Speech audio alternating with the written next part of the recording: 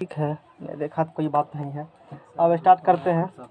कल जो हम बात किए थे, कल प्लेन मिरर के बारे में बात किए थे। 5 मिनट लगेगा, जितना कल पढ़े थे सारा को रिवाइज कर लेते हैं। ठीक है,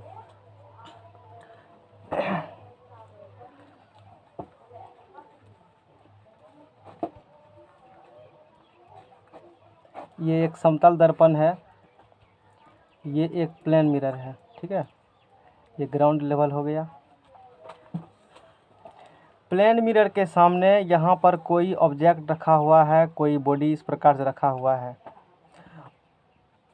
ये एक प्लेन मिरर है, प्लेन मिरर के सामने एक बॉडी रखा हुआ है। मान लिया कि यहाँ से 60 सेंटीमीटर की दूरी पर बॉडी रखा हुआ है। तो बताओ ऑब्जेक्ट कितने सेंटीमीटर दूरी पीछे बनेगा? 60 सेंटीमीटर पर ही पीछे बनेगा ऑब्जेक्ट। जितना सेंटीमीटर प्लेन मिरर के सामने वस्तु रखी होती है, ऑब्जेक्ट भी ठीक उसके पीछे उतना ही सेंटीमीटर दूरी पर क्या होती है? बनती है। पहला क्वेश्चन यहाँ से क्या पूछा था, जो सेट में हम लोग बनाए थे? क्वेश्चन पूछा ऑब्जेक्ट इतना दूरी पर रखा हुआ है, तो प्रतिबिंब भी दर्पण के ठीक उतना ही पीछे बनेगा। तो बताइए वस्तु और प्रतिबिंब के बीच का दूरी बताओ कितना होगा? 120 सेंटीमीटर वस्तु और प्रतिबिंब के बीच का क्या हो जाएगा? दूरी हो जाएगा। ये ऑब्जेक्ट रखा हुआ है और यहाँ पर इसका इमेज बन गया। यदि दर्पण की तरफ ये बॉडी, ये ऑब्जेक्ट x सेंटीमीटर पर सेकेंड की वेग से जा रही है, किसके तरफ बोले हैं? दर्पण के तरफ। तो दर्पण की तरफ ही इमेज भी x सेंटीमीटर आती हुई क्या होगी? प्रतीत होगी x सेंटीमीटर। दर्पण के रिस्पेक्ट में पूछेगा तब तो इसका स्पीड्स होगा सेम जितना इसका स्पीड्स है। और यदि इसका स्पीड्स पूछा जाए किसके रिस्पेक्ट में? वस्तु के सापेक्ष, तो कितना हो जाएगा? x 2x, क्योंकि दोनों क्या बन जाती है? सापेक्ष चाल, रिलेटिव स्पीड बन जाती है। कल इस पर बात किए थे। इतना ही कल बात हुआ था। दूसरा बात, यदि ये इसका हाइट यदि h है, कितना हाइट इसका है? h हाइट है, तो इमेज का बॉडी का हाइट यदि h है तो इमेज का हाइट भी क्या होगा? h ही होगा। कोई व्यक्ति अपना पूरा चेहरा इस दर्पण में देखना चाहता है, दर्पण का हाइट न्यूनतम कितना होना चाहिए? व्यक्ति के हाइट के आधे। उल्टा चलो, अब दर्पण का हाइट कितना होगा? व्यक्ति की ऊंचाई पूरा दिखना चाहता है, हम देखना चाहते हैं उस मिरर में, तो दर्पण की ऊंचाई कितना होना चाहिए?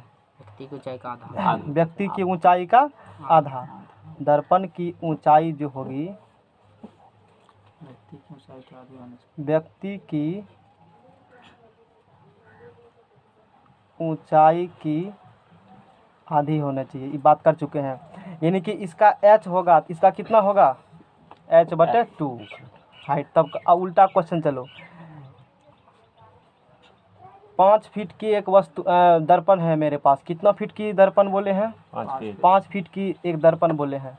तो कितने हाइट तक के व्यक्ति को अच्छा से दिखा देगा? 2.5 फुट। कुछ तुम बताओ, अभी समझ गया नहीं चीज़? बताओ कितना होगा? 10 फीट का अच्छा दिखा देगा। अभी जितना हाइट इसका होगा इस वाला समझा तक बुझ गई, नहीं समझा है। देखो जितना तुम्हारा हाइट, तुम्हारा कितना हाइट है? 4 फीट मान लेते हैं, 4 फीट हाइट है। एक हम मिरर खरीदना चाहते हैं, प्लेन मिरर, तुम्हारा पूरा इमेज देखने के लिए कितना फीट लेना पड़ेगा? 2 फीट का। अब उल्टा चलो, तुम्हारा एक मिरर है 2 फीट का, वो कितने हाइट तक के व्यक्ति को साफ साफ दिखाई देगा पूरा प्रतिबिंब? सीधा 2 से गुना कर देंगे। ये बात हो गई। तो लगभग इतना ही बात कल हम लोग किए थे ना, इतना ही बात किए थे ना, और इसी पर 2 क्वेश्चन पूछा हुआ है। अब आगे देखते हैं, समतल दर्पण में किस प्रकार का इमेज फॉर्मेशन होती है वो देखेंगे, है ना। समतल दर्पण में बना प्रतिबिंब, समतल दर्पण में बना, और आज बहुत इम्पोर्टेंट चीज़ बात करने वाले हैं। थोड़ा सा करके फिर आगे एंगल बताएंगे कि कितना कितना डिग्री रखने पर क्या एक क्वेश्चन भी गिरेगा उससे एंगल से। समतल दर्पण में किस प्रकार के प्रतिबिंब बनते हैं? आभासी और सीधा बनता है। कैसे समझेंगे? आभासी ही बनता है। उसमें दर्पण के पीछे बनता प्रतिबिंब। देखे हो बनते हुए? देखे तो नहीं है, मतलब उसको पर्दे पर उतारा जा सकता है? देखो नहीं सिंपल सी बात है, नहीं उतारा। टेलीग्राम खोलो, दिखाते हैं उसमें हम। तो समतल दर्पण में जो प्रतिबिंब बनेगा वो आभासी और कैसा बनता है? सीधा बनेगा।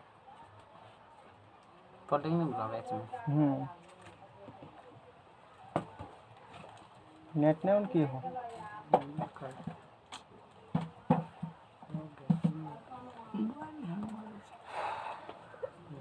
एक डायग्राम हम भेजे थे, वो डायग्राम मिल जाए तो बढ़िया वाली बात है।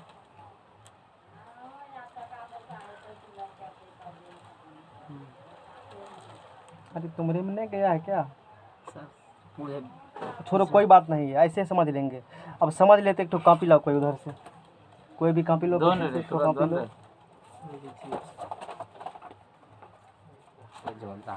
अब आप मान लिए हम, जैसे हम अभी ये तो समझ रट लेते हैं कि समतल दर्पण है, उसमें प्रतिबिंब बनेगा, आभासी और सीधा प्रतिबिंब बनेगा, ठीक है। लेकिन थोड़ा सा समझने का प्रयास कर दिया, क्योंकि क्वेश्चन वहाँ से आता है। जैसे ये मान लिए ये क्या है, ये एक प्लेन मिरर है और यहाँ पर कोई क्या रखा हुआ है? वस्तु रखा हुआ है।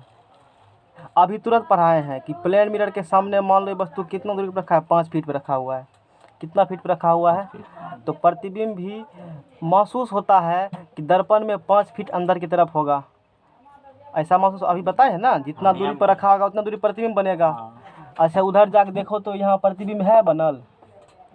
दर्पण के अंदर सिर्फ महसूस होगा कि 5 फीट बाद बना है मिरर से, मिरर के अंदर 5 फीट, लेकिन दर्पण का तो थिकनेस है नहीं, वो तो 1 फीट ने है। सिर्फ महसूस कर सकते हो उसको, यहाँ 5 फीट बना है, कल्पना सिर्फ कर सकते हैं। यहाँ से 60 सेंटीमीटर वस्तु रखा हुआ है तो 60 सेंटीमीटर के बाद बनेगा। तो प्रतिबिंब बना है तो इसका मतलब पर्दे पर उतार सकते हैं हम लोग। छोटका भाई तू यहाँ खड़ा हो जाना 5 फीट दूरी पर, कहना 5 फीट तू उधर रहो, क्योंकि तुमको पता है यहाँ से 5 फीट पर हम हैं तो 5 फीट बनेगा वस्तु, इमेज बनेगा उसका। एक स्क्रीन लगा दिए, क्या स्क्रीन पर इमेज आ रहा है? नहीं आएगा, इमेज नहीं आएगा। इसीलिए हम लोग क्या कहते हैं, समतल दर्पण में जो प्रतिबिंब बनते हैं वो कैसा प्रतिबिंब बनते हैं? आभासी और काल्पनिक, तो सिर्फ महसूस कर सकते हैं हम लोग। वास्तविक प्रतिबिंब तब बनती है किरण जब वास्तव में आपस में काटती है एक दूसरे को, तभी वास्तविक इमेज बनेगा, वरना वास्तविक इमेज नहीं बनती है। एक क्वेश्चन यहाँ से ऐसे कैसे सेट करेगा देखो, वो एक पता भी होगा। वास्तविक प्रतिबिंब जब बनते हैं तो हमेशा कैसा बनते हैं? उल्टा बनते हैं। उल्टा लिखा हुआ है, स्पेलिंग ठीक कर लेना। वास्तविक प्रतिबिंब हमेशा क्या होते हैं? उल्टा। और काल्पनिक प्रतिबिंब हमेशा क्या होते हैं? जैसे प्लेन मिरर में देखते हो, चेहरा देखने वाला ड्रेसिंग टेबल पर जो लगा हुआ है, बाथरूम में जो लगा हुआ है, कैलिडोस्कोप में, पेरिस्कोप में, ये सब जगह समतल दर्पण का यूज किया जाता है ना। तो उसमें आभासी सीधा प्रतिबिंब बनेगा। क्वेश्चन पूछेगा समतल दर्पण में बना प्रतिबिंब होता है, जानते हो, लेकिन एग्जाम में गलती हो जाता है प्रेशर से। अब पहला ऑप्शन देगा आभासी और उल्टा। क्वेश्चन है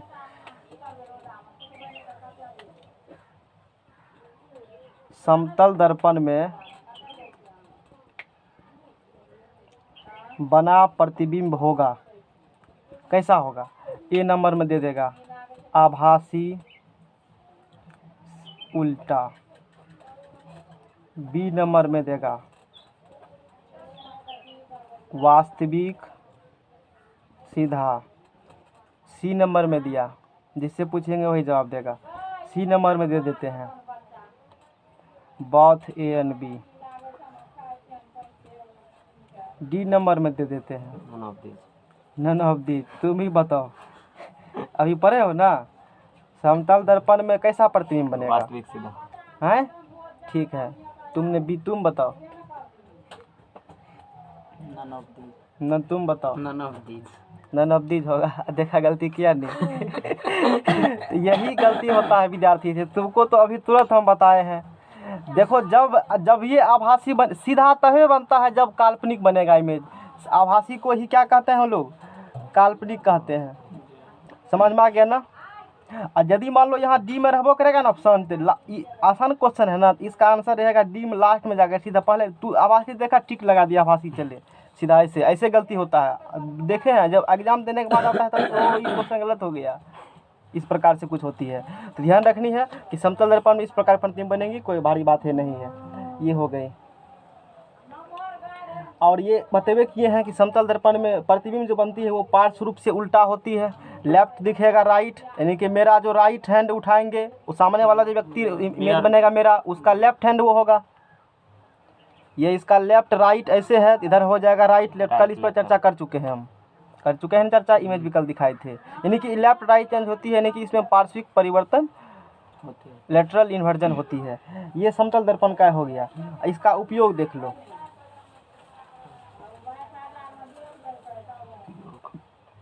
उपयोग इसका उपयोग हम लोग कहाँ करेंगे? अभी जैसे 2-3 ठो उपयोग हमने बताया समतल दर्पण का उपयोग, है ना। बाथरूम मिरर में पेरिस्कोप में निकालो, उसमें पेरिस्कोप दिखा देते हैं, लिखा होगा टेलीग्राम पर ही भेजे होंगे। बाथरूम मिरर में 2 नंबर में हो गया पेरिस्कोप, 3 नंबर में हो गया ड्रेसिंग टेबल। समझ में आ गया ना। अब इसमें पेरिस्कोप होता है, लेकिन इसमें अंदर जाकर क्वेश्चन आता है। इसमें क्वेश्चन क्या आएगा वो देखेंगे। कैलिडोस्कोप हटाने दो, मेरा खोद रहा है कैलिडोस्कोप। ये सब जगह किसका यूज़ किया जाता है? प्लेन मिरर का यूज़ किया जाता है। ये सब जगह हम लोग भेजे सब हैं। उल्टा पुल्टा है। हाँ देखो, यही जो दिख रहा है, लाइट काहे न बढ़ा के रखते, लाइट बढ़ाओ इसका। देखो यही पेरिस्कोप है, पेरिस्कोप है ना। ये पनडुब्बी सब में, पनडुब्बी सब होता है ना, युद्धक विमान जो पानी के अंदर रहता है। जैसे ये देखो पनडुब्बी है, जो पनडुब्बी मतलब पानी के अंदर डूबा होगा।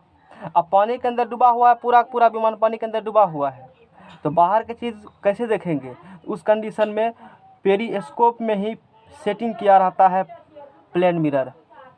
और उसमें जो एंगल बनता है ना, उस एंगल के बारे में पूछेगा। वो तो अब पुराना हो चुका है क्वेश्चन कि पेरिस्कोप का यूज़ कहाँ किया जाता है।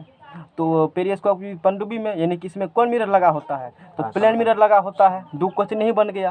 पनडुब्बी में यूज इसका करते हैं, और इसमें कौन मिरर लगा होगा? Plane mirror. और ये जो लगे होते हैं एंगल, देखो कितना डिग्री के एंगल पर लगे हुए हैं।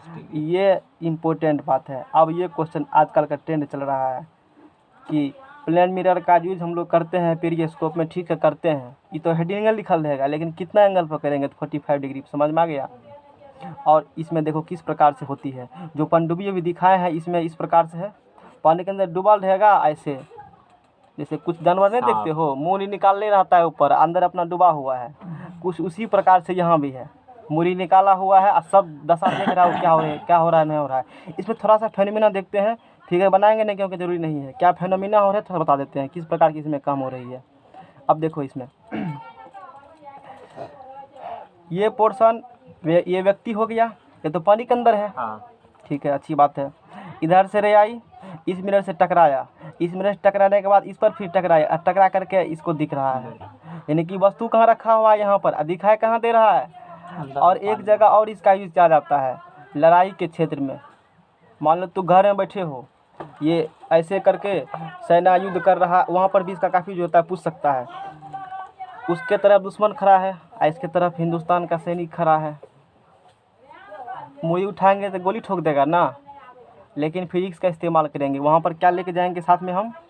पेरिस्कोप। अब पेरिस्कोप अभी देखबे कि ये फोटो इस प्रकार का रहता है। यहाँ पर इसे रख देंगे पेरिस्कोप को, और यहाँ से देखेंगे। अच्छा तू यहाँ हो, मुड़ी उठाएंगे, मुड़ी नहीं उठाना है, सीधा बंदूक रखेंगे, ठोक देंगे उसको इस प्रकार से।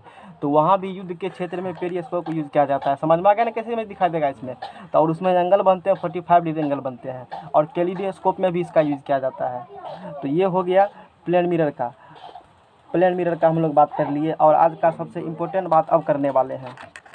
आज के सबसे इम्पोर्टेंट बात आज करने वाले हैं। ये सब चीज़ डिस्कस हो चुका है, ये इतना चीज़ कल कर चुके थे हम लोग, आज थोड़ा सा रिपीटेशन कर दिए। अब देखो जो सबसे इम्पोर्टेंट चीज़ है, पेज बदल देते हैं, ला दूसरा पेज। कैलिडोस्कोप क्या होता है? ये भी भेजा हुआ है, देख सकते हो। ये भी यंत्र ही है कैलिडोस्कोप। जैसे पेरिस्कोप है ना, उसी प्रकार का ये कैलिडोस्कोप है। इसमें भी प्लेन मिरर लगे होते हैं, मेकिंग कैलिडोस्कोप। इसमें इसमें सिर्फ इतना रखना है कि कैलिडोस्कोप में किसका यूज किया जाता है? प्लेन मिरर का। बात खत्म है। तो बढ़िया से लगाइए। नहीं लगता सांस। लग जाए। तो सब रखो इसको।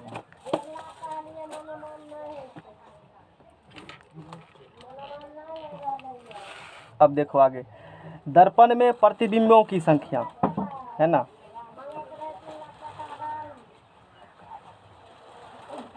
दर्पण में प्रतिबिंबों की संख्या, नंबर ऑफ इमेज इन दर्पण लिखा है या दर्पण सिर्फ लिखा है तो ही तैयो, आप समतल दर्पण लिखा होगा तैयो, दोनों कंडीशन में प्लेन मिरर समझना है। सिर्फ मिरर यदि लिखा है, ठीक है ना क्वेश्चन में, और प्लेन मिरर लिखा है तो एक ही बात हुआ एंगल के केस में, क्योंकि ये जो कोण बनने उनने वाला बात है ये हम लोग प्लेन मिरर में बात करते हैं। अदर टाइप के वो जो भी कन्वेक्स कॉनकेव है या उसमें बात नहीं करते हैं। इसीलिए कभी कभी इसमें भी दिक्कत होती है स्टूडेंट को, वो कहेगा कि इसमें तो प्लेन मिरर कहाँ लिखा है, मिरर लिखा है ना, तो क्या समझना है उस चीज़ को, प्लेन मिरर मान के चलेंगे हम लोग। ठीक है, अब क्या किए हैं, मेरे पास दो प्लेन मिरर है, ठीक है, एक प्लेन मिरर ये है और दूसरा प्लेन मिरर ये है। जैसे दिखाते हैं उसको किस प्रकार से रखे जाते हैं और फिर उस पर कैसे कैसे कितना डिग्री के एंगल बनते हैं उस पर हम लोग बात करेंगे। अब देखो जैसे यहाँ पर दो प्लेन मिरर रखे हुए हैं, एक प्लेन मिरर ये है और दूसरा प्लेन मिरर ये है। एगो प्लेन मिरर ये ले लिया, एगो प्लेन मिरर ये ले लिया। दोनों को डिफरेंट डिफरेंट एंगल पर रखेंगे, कभी ऐसे रखेंगे, कभी ऐसे रखेंगे, कभी ऐसे कर दिया, मतलब जैसे मन वैसे करना है। 30 डिग्री, 45 डिग्री, 60 डिग्री।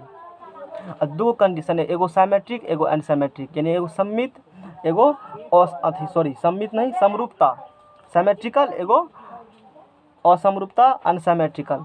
समरूपता मतलब क्या होती है, ऐसे मान लो जैसे 90 डिग्री पर रखा हुआ, कितने डिग्री रखा हुआ है, बॉडी रखा हुआ है दोनों के बीच में इस प्रकार से कि दोनों का कोऑर्डिनेट सेम हो, दोनों कोऑर्डिनेट क्या हो, यानी कि यहाँ पर वस्तु रखा हुआ है, ऐसे एक आदमी ऐसे कलम पकड़ो, ये मान लो ये हाथ मिरर है, ये भी क्या है मेरा मिरर है, यहाँ वस्तु रखा हुआ है, इसका दूरी यहाँ से मान लिया 2 फीट, इसका भी कितना होगा, इधर घसका दो। अब बोलो किससे, इससे नज़दीक है ना, ये हो गया असमरूपता। अब सेंटर में ऐसे करके रखे हैं कि दोनों से दूरी क्या होगा, इस वस्तु बराबर होगा, वो क्या हो गया, ऐसे क्वेश्चन में कहेगा। अब इस पर बात करते हैं क्या होती है समरूपता, समझ में आया।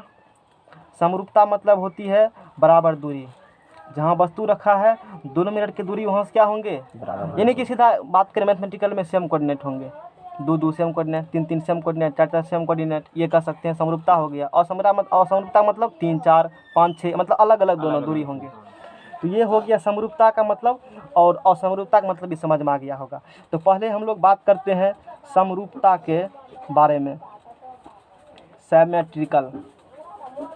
सैमेट्रिकली दो प्लेन मिरर जब एक दूसरे के साथ रखे हुए हो, उस कंडीशन में माना कि दोनों के बीच का कोण थीटा है, कोण दोनों के बीच कुछ भी हो सकता है, मैंने एंगल क्या मान लिया, थीटा, कि उस दोनों दर्पण के बीच का कोण जो है वो थीटा एंगल है। ठीक है, ये सब लिखेंगे नहीं क्योंकि लिखने से कोई फायदा नहीं, ध्यान रखना सिर्फ इतना कि दोनों प्लेन मिरर थीटा एंगल रखा, बाद में थीटा का मेंशन करके अलग वैल्यू देखेंगे। तब थीटा एंगल पर रखा हुआ है और कौन केस है, समरूपता केस है। उस कंडीशन में कितना प्रतिबिंब बनेगा, प्रतिबिंबों की संख्या। जैसे याद करो, दाढ़ी मुड़ाने के लिए जाते हो कहाँ पर, दुकान में जाते हैं, दुकान में एक प्लेन मिरर मेरे सामने रखा होता है, एक प्लेन मिरर पीछे रखा होता है। ऐसे ताको तो उधर तू ऐसे करेगा तो वो भी उधर से ऐसे करेगा, ऐसे करो तो लगेगा मेरा कितना फोटो बने, नहीं लगता है, अनंत नहीं होता है। जो भी होता है हम लोग बात करेंगे उसमें, अनंत होता है क्या होता है अभी नहीं जानते हैं, पढ़ने के बाद जानेंगे, बात समझ में आएगा ना, ऐसा महसूस होता है ना। ठीक उसी प्रकार से यहाँ भी दो प्लेन मिरर रखे हुए हैं, कितना एंगल रखे हुए हैं, थीटा एंगल रखे हुए हैं, और वो सिमेट्रिकल है, मतलब दोनों का दूरी सेम है वस्तु से। उस कंडीशन में कितना इमेज बनेगा, 360 डिग्री बता थीटा -1।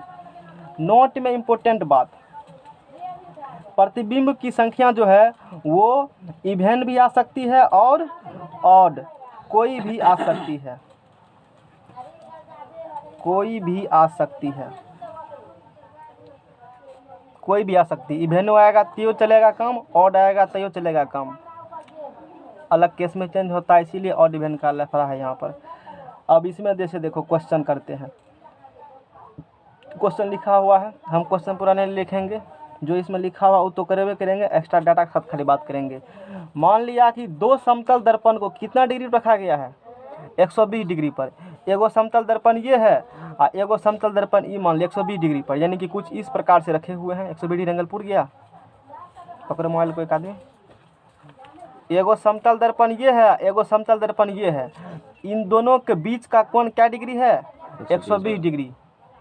ठीक है, यहाँ एगो रखा हुआ है वस्तु, इस प्रकार से वस्तु रखा हुआ है, यहाँ से इसका दूरी और यहाँ से इसका दूरी क्या है, बराबर। तो बोल देंगे समरूपता वाला केस है। क्या बोल देंगे हम लोग, तो बताओ कि 102 गो समतल दर्पण 120 डिग्री रखा हुआ है, एगो वस्तु रखा हुआ है, तो क्या का फोटो बनेगा, क्या का इमेज बनेगा इसका, वो चीज़ निकालना हमको है। क्या करना है पता चला, यानी कि थीटा बराबर कितना डिग्री है, 120 डिग्री, और वो समरूप हो गया काम इसका, और वो समरूप कह रहा है, समरूपता वाला केस है। कैसा केस है, समरूपता वाला। क्वेश्चन पूरा ये है, दो समतल दर्पण को 120 डिग्री रखा गया है, समरूपता के आधार पर प्रतिबिंबों की संख्या ज्ञात करो। किसके आधार पर ज्ञात करना है, समरूपता के आधार पर। तो बोलो नंबर ऑफ इमेज बराबर क्या होगा, नंबर ऑफ इमेज बराबर 360 डिग्री बटे थीटा -1। अब फॉर्मूला पुट कर देते हैं, 360 डिग्री बटे 120 डिग्री -1, 0 0 बढ़तिया 36, 3 हुआ, 3 में से 1 गया 2। ठीक है, अब मान लिया second question number 1, question number 2 दोनों रखे, स्पेशल केस भी है, 120 डिग्री। अच्छा असमरूपता, पहले समरूपता देखेंगे फिर असमरूपता देखेंगे। अब मान लिए कि अभी रखा था 120 डिग्री पर, और अब मेरा मन बदल चुका है, अब कितने डिग्री रखे हैं, मान लो हम 90 डिग्री रखे हुए हैं, कि दोनों दर्पण के बीच का कोण क्या डिग्री है, 90 डिग्री। और वो केस कौन है, समरूपता वाला केस। बताइए नंबर ऑफ इमेज कितने होंगे, तो नंबर ऑफ इमेज बराबर, नंबर ऑफ इमेज बराबर 360 डिग्री बटे 90 डिग्री -1, तो कितना होगा ये, 3 हो गया।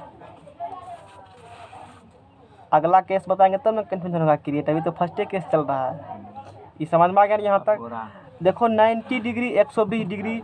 अब मान लिया कि दोनों दर्पण रखे हैं कितना डिग्री केस पर, 30 डिग्री केस पर। नंबर ऑफ इमेज कितने होंगे, नंबर ऑफ इमेज कितने होंगे, तो 360 डिग्री बटे 30 डिग्री -1 बराबर कितने होंगे, 11 हो जाएगा ना, समझ में आ गया।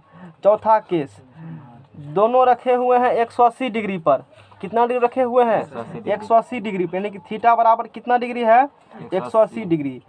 तब नंबर ऑफ इमेज कितना होगा। अब कहे ये तो समझ गए, फिर क्या बता रहे हैं, वो बाद में चलेगा पता, इतना क्या लिख रहे हैं। एगो केस जब कराएंगे तब समझ में आएगा। तो समझ तू समझ गए हो। 18 चौके 72 होता है ना, 18 36, 2 में से 1 गया, 1 हो गया। पांचवा केस लास्ट के, थीटा बराबर कितने डिग्री होंगे, 0 डिग्री होंगे। तब number of image, number of image बराबर कितना डिग्री होगा, 360 में, शांत रहो विदुर कहेगा बोलो 360 में भाग देंगे 0 से, कितना निकलेगा ये, -1 होगा, हैं -1 इमेज बनता है। -1 आंसर होगा, -1 कैसे होगा -1, 0 में 360 से भागा देंगे 0 होगा, 0 -1 -1 होगा। बताओ कितना बोलिए होगा। सर। हाँ बताओ, अनंत होगा इसका सर, मतलब वही इन्फिनिटी हो जाएगा, क्या कि क्यू बराबर 0 यहाँ पे आ गया ना, तो इन्फिनिटी होगा सही में, हैं कैसे होगा इन्फिनिटी, यहाँ पे इन्फिनिटी होगा सर, इन्फिनिटी -1। अच्छा 0 से भाग दे देता ना, यहाँ तो 0 डिग्री है ना। हाँ 0 किसी से भाग दे, चाहे 0 डिग्री हो या कुछ हो, 0 तो आया है सर, क्यू बराबर। सर आप लेकिन इसका आंसर निकलेगा हैं सर सोचो। सोच लिए। आज एक चीज सोचो, दोनों एक दूसरे पर कितना रखे हुए हैं, 0 डिग्री पर। पहले 100, इसीलिए तो इस केस करा रहे हैं। अब समझ में आया, कहीं है इसीलिए क्वेश्चन देता है 0 डिग्री कितने होगा। पहले कितने डिग्री पर रखा था, 180 डिग्री पर, यानी कि 180 डिग्री रखेंगे तो ये एक मिरर है और ये है दूसरा मिरर, एक मिरर ये है और दूसरा मिरर ये है 180 डिग्री पर। तो सीधा है कि वैसे, मतलब जैसे ये तो एक आईना बन गया, दोनों को जोड़ दिए तो नहीं बन गया। ये क्या बन गया, एक एक मिनट बन गया ना। 180 डिग्री है तो एक मिनट की तरह बिहेव करेगा, 2 मिनट की तरह कहाँ बिहेव किया। इधर आएगा तो एक एक फोटो बनेगा तो सही है। और 0 डिग्री धरेंगे तो नंबर ऑफ इमेज क्या होंगे, इन्फिनिटिव हो जाएंगे उस कंडीशन में। नोट में यहाँ कहीं लिखा भी होगा, नहीं है लिखा हुआ।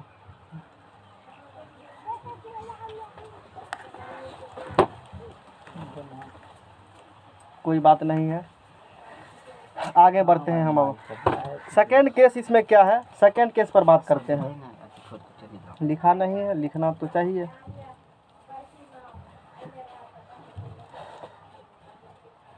असमरूपता, सेकेंड केस है असमरूपता का केस।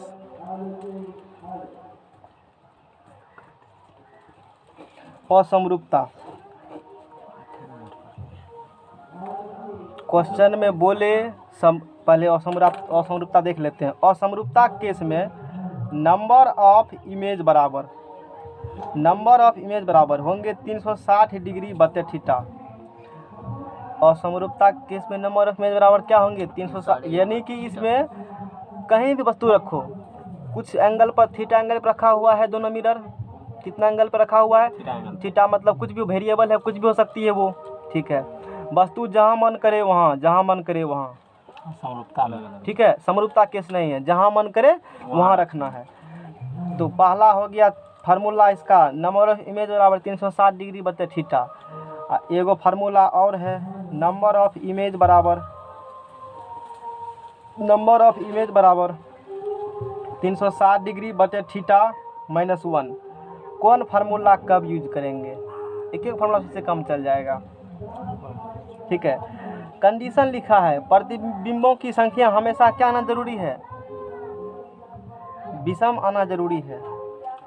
प्रतिबिंबों की संख्या, यही खतरनाक बात है। प्रतिबिंबों की संख्या हमेशा विषम आए, हाँ देखो इसीलिए तो हम बता रहे हैं इसको। 360 डिग्री और समरूपता केस में फार्मूला हो गया ये और ये, और कंडीशन है प्रतिबिंब संख्या हमेशा क्या आना चाहिए, विषम आना चाहिए।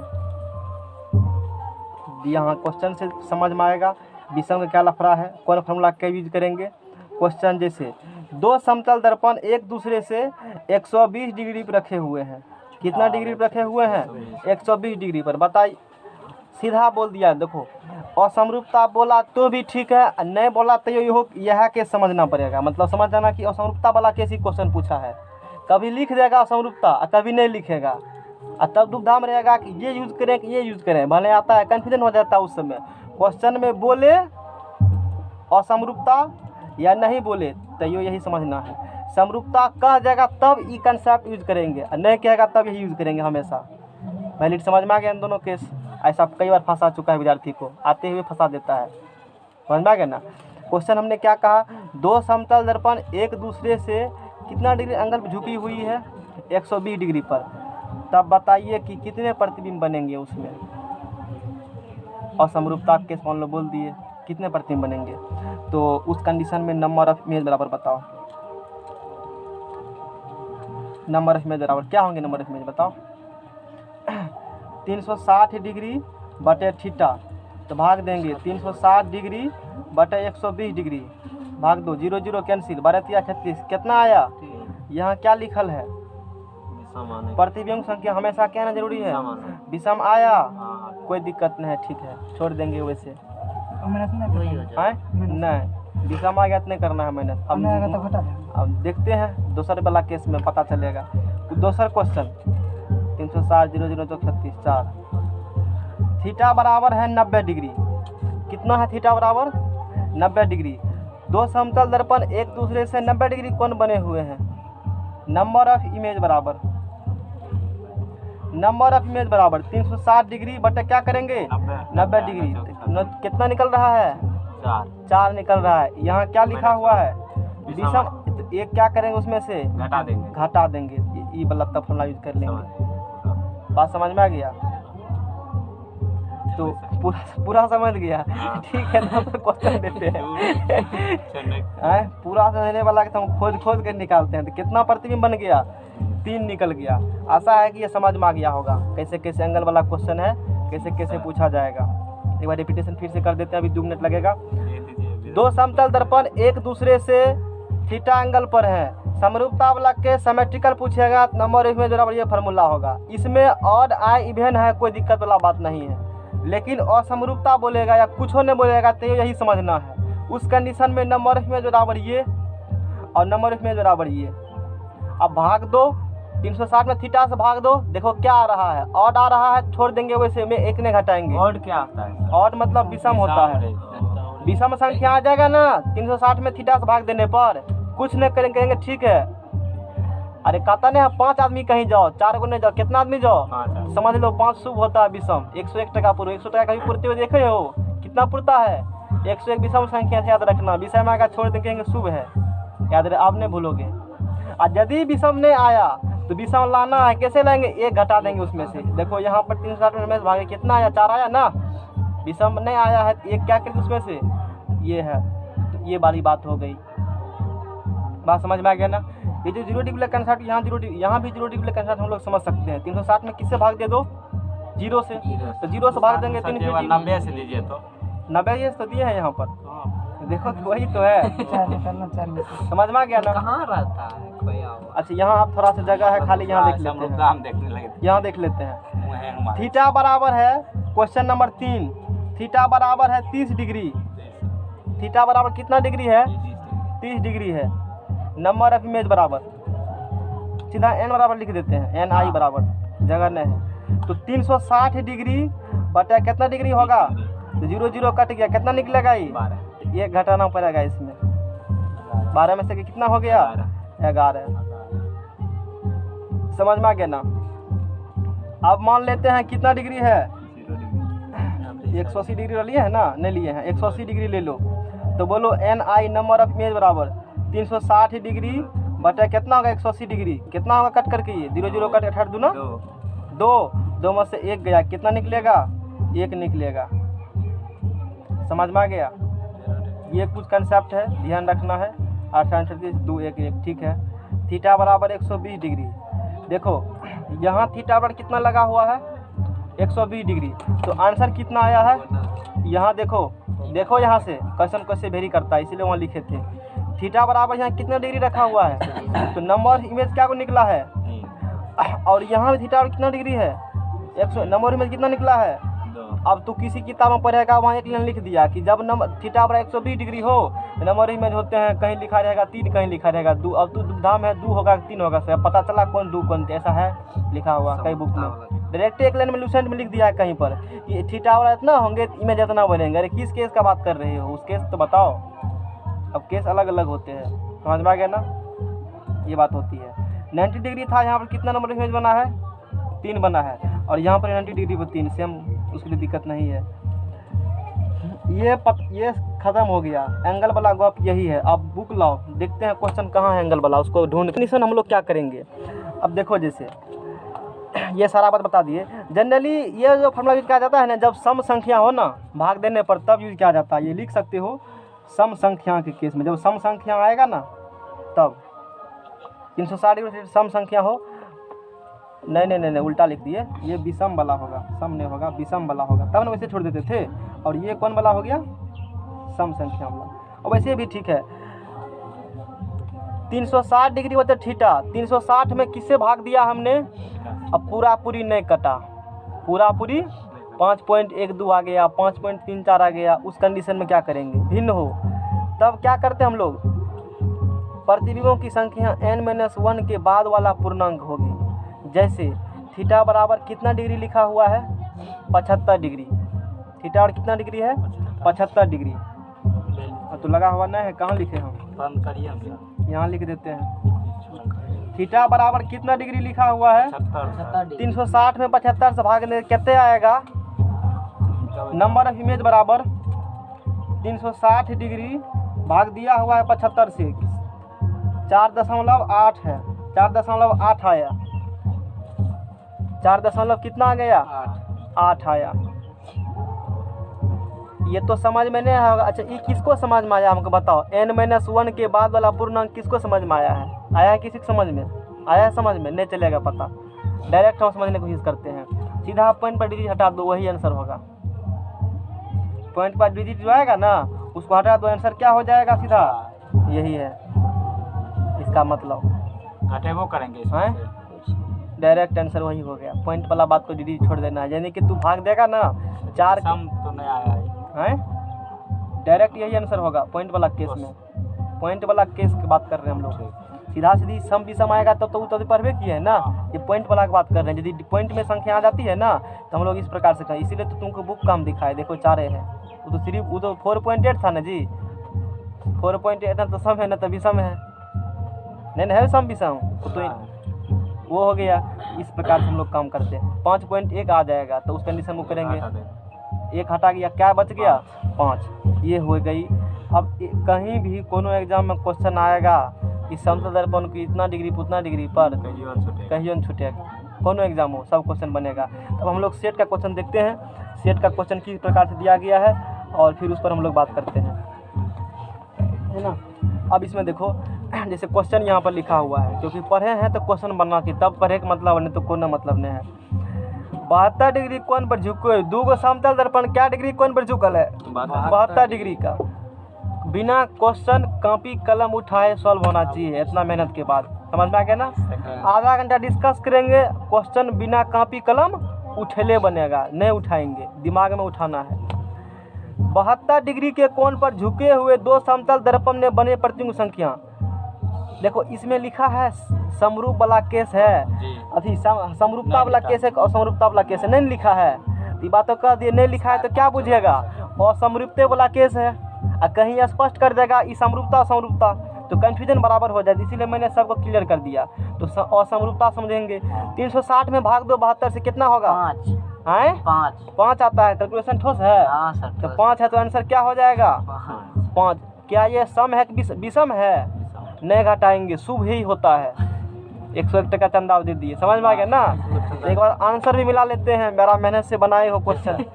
आंसर पन्नों देखिए आएगा 13 का, देखो आंसर क्या दिया है, डी दिया है आंसर। कैलकुलेशन करते हार्ड है, तू गलत हमको भाग देख के तब बता यार। 360 डिग्री में भाग देना है किससे जी, 72 से भाग देंगे। अरे ये पूरा पूरी कैसे कटे, पूरा पूरी कट जाता है, पूरा पूरी कट जाता है। 5 से गुना कर देते हैं, 5 में 10 के 0 1। आंसर गलत है इसका, आंसर क्या होगा इसका 5 होगा। यही तो दिक्कत है गाइड में।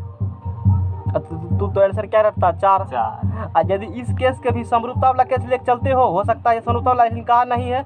देखो यदि समरूपता वाला केस लेके चलेंगे, एक बार चेक कर लेते हैं समरूपता वाला होता है कि नहीं 4। बात समझ में आएगा ना। भाग दो तो 360 डिग्री बटे थीटा -1, उस कंडीशन में देखो 4 आ जाता है आंसर, लेकिन हाँ मिस्टेक कुछ न कुछ हुआ है उसको, 5 ही आंसर होंगे। समझ में आ गया ना। सॉल्यूशन दिया है इसका, हाँ सॉल्यूशन दिया है इसका, समरूपता वाला क्वेश्चन है, छूट हाँ गया वो लिखने। देखो सॉल्यूशन उसी प्रकार से किया है ना, वो समरूपता ही बोला है। इसके अनुसार तो बस समरूपता हो गया। क्वेश्चन बन जाएगा ना अब। हाँ सर, आगे चलते हैं हम लोग, है ना, क्योंकि क्वेश्चन में कुछ भी नहीं बोला है। और क्वेश्चन है दिया हुआ कहीं इसका,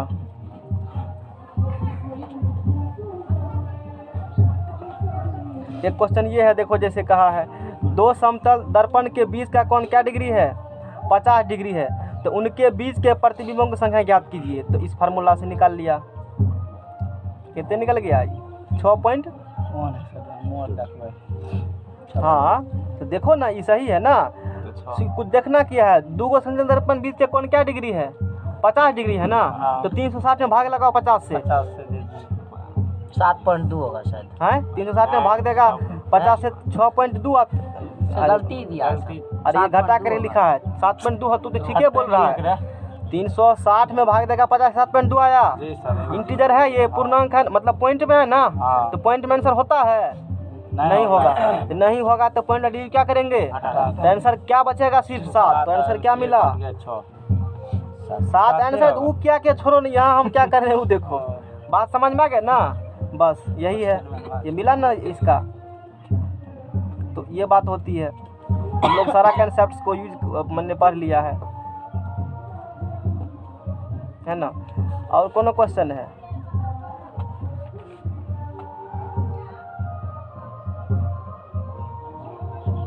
ये देखो, हे या छठा का क्वेश्चन पूछा है, बनाओ कैसे बनेगा। कौन वाला है? देखो ना, बी वाला है। बोले थे 0 डिग्री सोचा, काहे बता रहे हैं, पूछता है तो न बता रहे हैं। क्या गो समतल दर्पण है? 2 गो। समांतर रखा जाए तो भाई समांतर तो तभी होगा जब 0 डिग्री रखेगा तू। देखो समझने वाली बात है। बहुत आदमी 0 को भी पूछते हैं, समांतर 180 को पूछते हैं। ऐसा कुछ भी नहीं है। एगो समतल दर्पण ये है, एगो समतल दर्पण ये है, दोनों थोड़े पैरेलल है। और एगो तो सटल है, दोनों पैरेलल कब होगा? ऐसा होगा तब ना। समांतर का मतलब ये है आगे बढ़ाते जाओ, कहीं नहीं मिलेगा। कहाँ मिलेगा? अनंत पर। झूठा, जैसे हम वादा तुमसे किए मिलेंगे कभी मिलेंगे। तो समांतर का मतलब ये होती है कि कहीं बढ़ाते जाओ नहीं कटेगा, इसीलिए कह देते हैं कहाँ पर कटेगा जा करके? इन्फिनाइट पर कटेंगे। जैसे रेलवे की पटरी पर देखो कभी बैठ करके सीधा, जहाँ से पटरी 2 किलोमीटर 3 किलोमीटर तक स्ट्रेट हो, लगेगा कि बहुत दूर जा करके दोनों मिल गया होगा शायद। आज जाओ तो पता चलेगा तो मिलने नहीं है आपस में। ऐसा कुछ फील होता है ना, इसीलिए हम लोग कह देते हैं जो समांतर किरण होती है वो कहाँ जाकर मिलते हैं? कह दिए मिलती है, ठीक है। तो एक प्लेन मिरर ये है, एक प्लेन मिरर ये है, तो उस कंडीशन में दोनों के बीच का कोण 0 डिग्री भी होते हैं और 180 डिग्री भी, और 180 डिग्री ऐसे भी होते हैं। देखो दोनों केस में तो दो समांतर कहेगा तो 0 डिग्री लेकर के चलना है।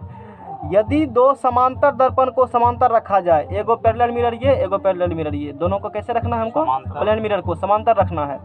तो उनसे बनने वाले प्रतिबिंबों की संख्या कितने होगा? सीधा रखो ध्यान में। तो आंसर 21 का क्या निकलेगा? डी। और 21 का आंसर क्या है? इसीलिए 0 वाला केस 180 वाला केस भी कराए। क्वेश्चन आता है, कन्फ्यूजन होगा दोनों केस में। तो यहाँ देखो 0 केस में इन्फिनिटिव आया है और 180 केस में 1 आया है ना, धरेगा कहेगा 0 180 तो बराबर ही हुआ, तो आंसर तो सेम होना चाहिए। गलत करके 1 नंबर चला गया, 100 से आदमी पीछा हो गए हो। ये पढ़ाई सब क्वेश्चन मिला भी, और भी कोई सेट है जहाँ क्वेश्चन देखने के लिए मिलता है, इस प्रकार क्वेश्चन पूछते हैं। तो दूसरा क्वेश्चन ये देखो, एक विद्युत बल्ब को, कौन बल्ब है? 60 डिग्री पर, देखो ऐसे फंसाएगा विद्युत बल्ब को, कुछ ऐसा इंस्ट्रूमेंट बोलेगा जो तू सुनबे नहीं किया हो कभी, उस चक्कर मत पड़ना। क्वेश्चन सॉल्व कर रहा है हमको, एंगल देखो कितना दिया है, तुरंत भाग दे करके निकाल लो। तो एक विद्युत बल्ब को 60 डिग्री पर झुके हुए 2 समतल दर्पणों के बीच रखा गया है। इस बल्ब के कितने प्रतिबिंब बनेंगे? अब की बार बल्ब बोल दिया, कभी आदमी बोल दिया, कभी कुछ बोल देगा। तो एंगल कितना है? 60 डिग्री। कितने प्रतिबिंब बनेंगे? 60 डिग्री। 360 में किससे भाग देना है? 2 भाग। क्या निकलेगा? 0 0 6। 6 कौन संख्या है? तो आंसर कितने होगा? 22 का क्या निकलेगा? सी। अच्छा देखो, अभी इस जो पढ़े आए हैं हम वही कंसेप्ट यूज किया है ना, यहाँ आंसर मिल गया, और वही कंसेप्ट यहाँ यूज किया तो आंसर नहीं मिला, इसका मतलब ये तो गलत है। अब पता चला विश्वास ही सही में गलते था, है? इसका सॉल्यूशन भी है, तो उधर यहाँ हाँ, समरूपता बोलना चाहता था, प्रिंटिंग कुछ भी हो गया होगा, लेकिन गलत तो मानेंगे ना। हमने बोला सॉल्यूशन तू कुछ कर देगा, ऐसा बहुत जगह गाइड से यही दिक्कत थोड़ा हो जाती है। अब कंसेप्ट पूरा 100% क्लियर हुआ कि सही में एग्जाम क्वेश्चन आएगा जैसे हम लोग सॉल्व कर सकते हैं। बात समझ में आ गया ना? तो ये क्वेश्चन ही बन गया, यानी कि अब सीधा क्वेश्चन बन जाएगा, इसमें कोई दिक्कत वाला बात नहीं है। और कन्हो है क्वेश्चन दिया हुआ इसका? नहीं है।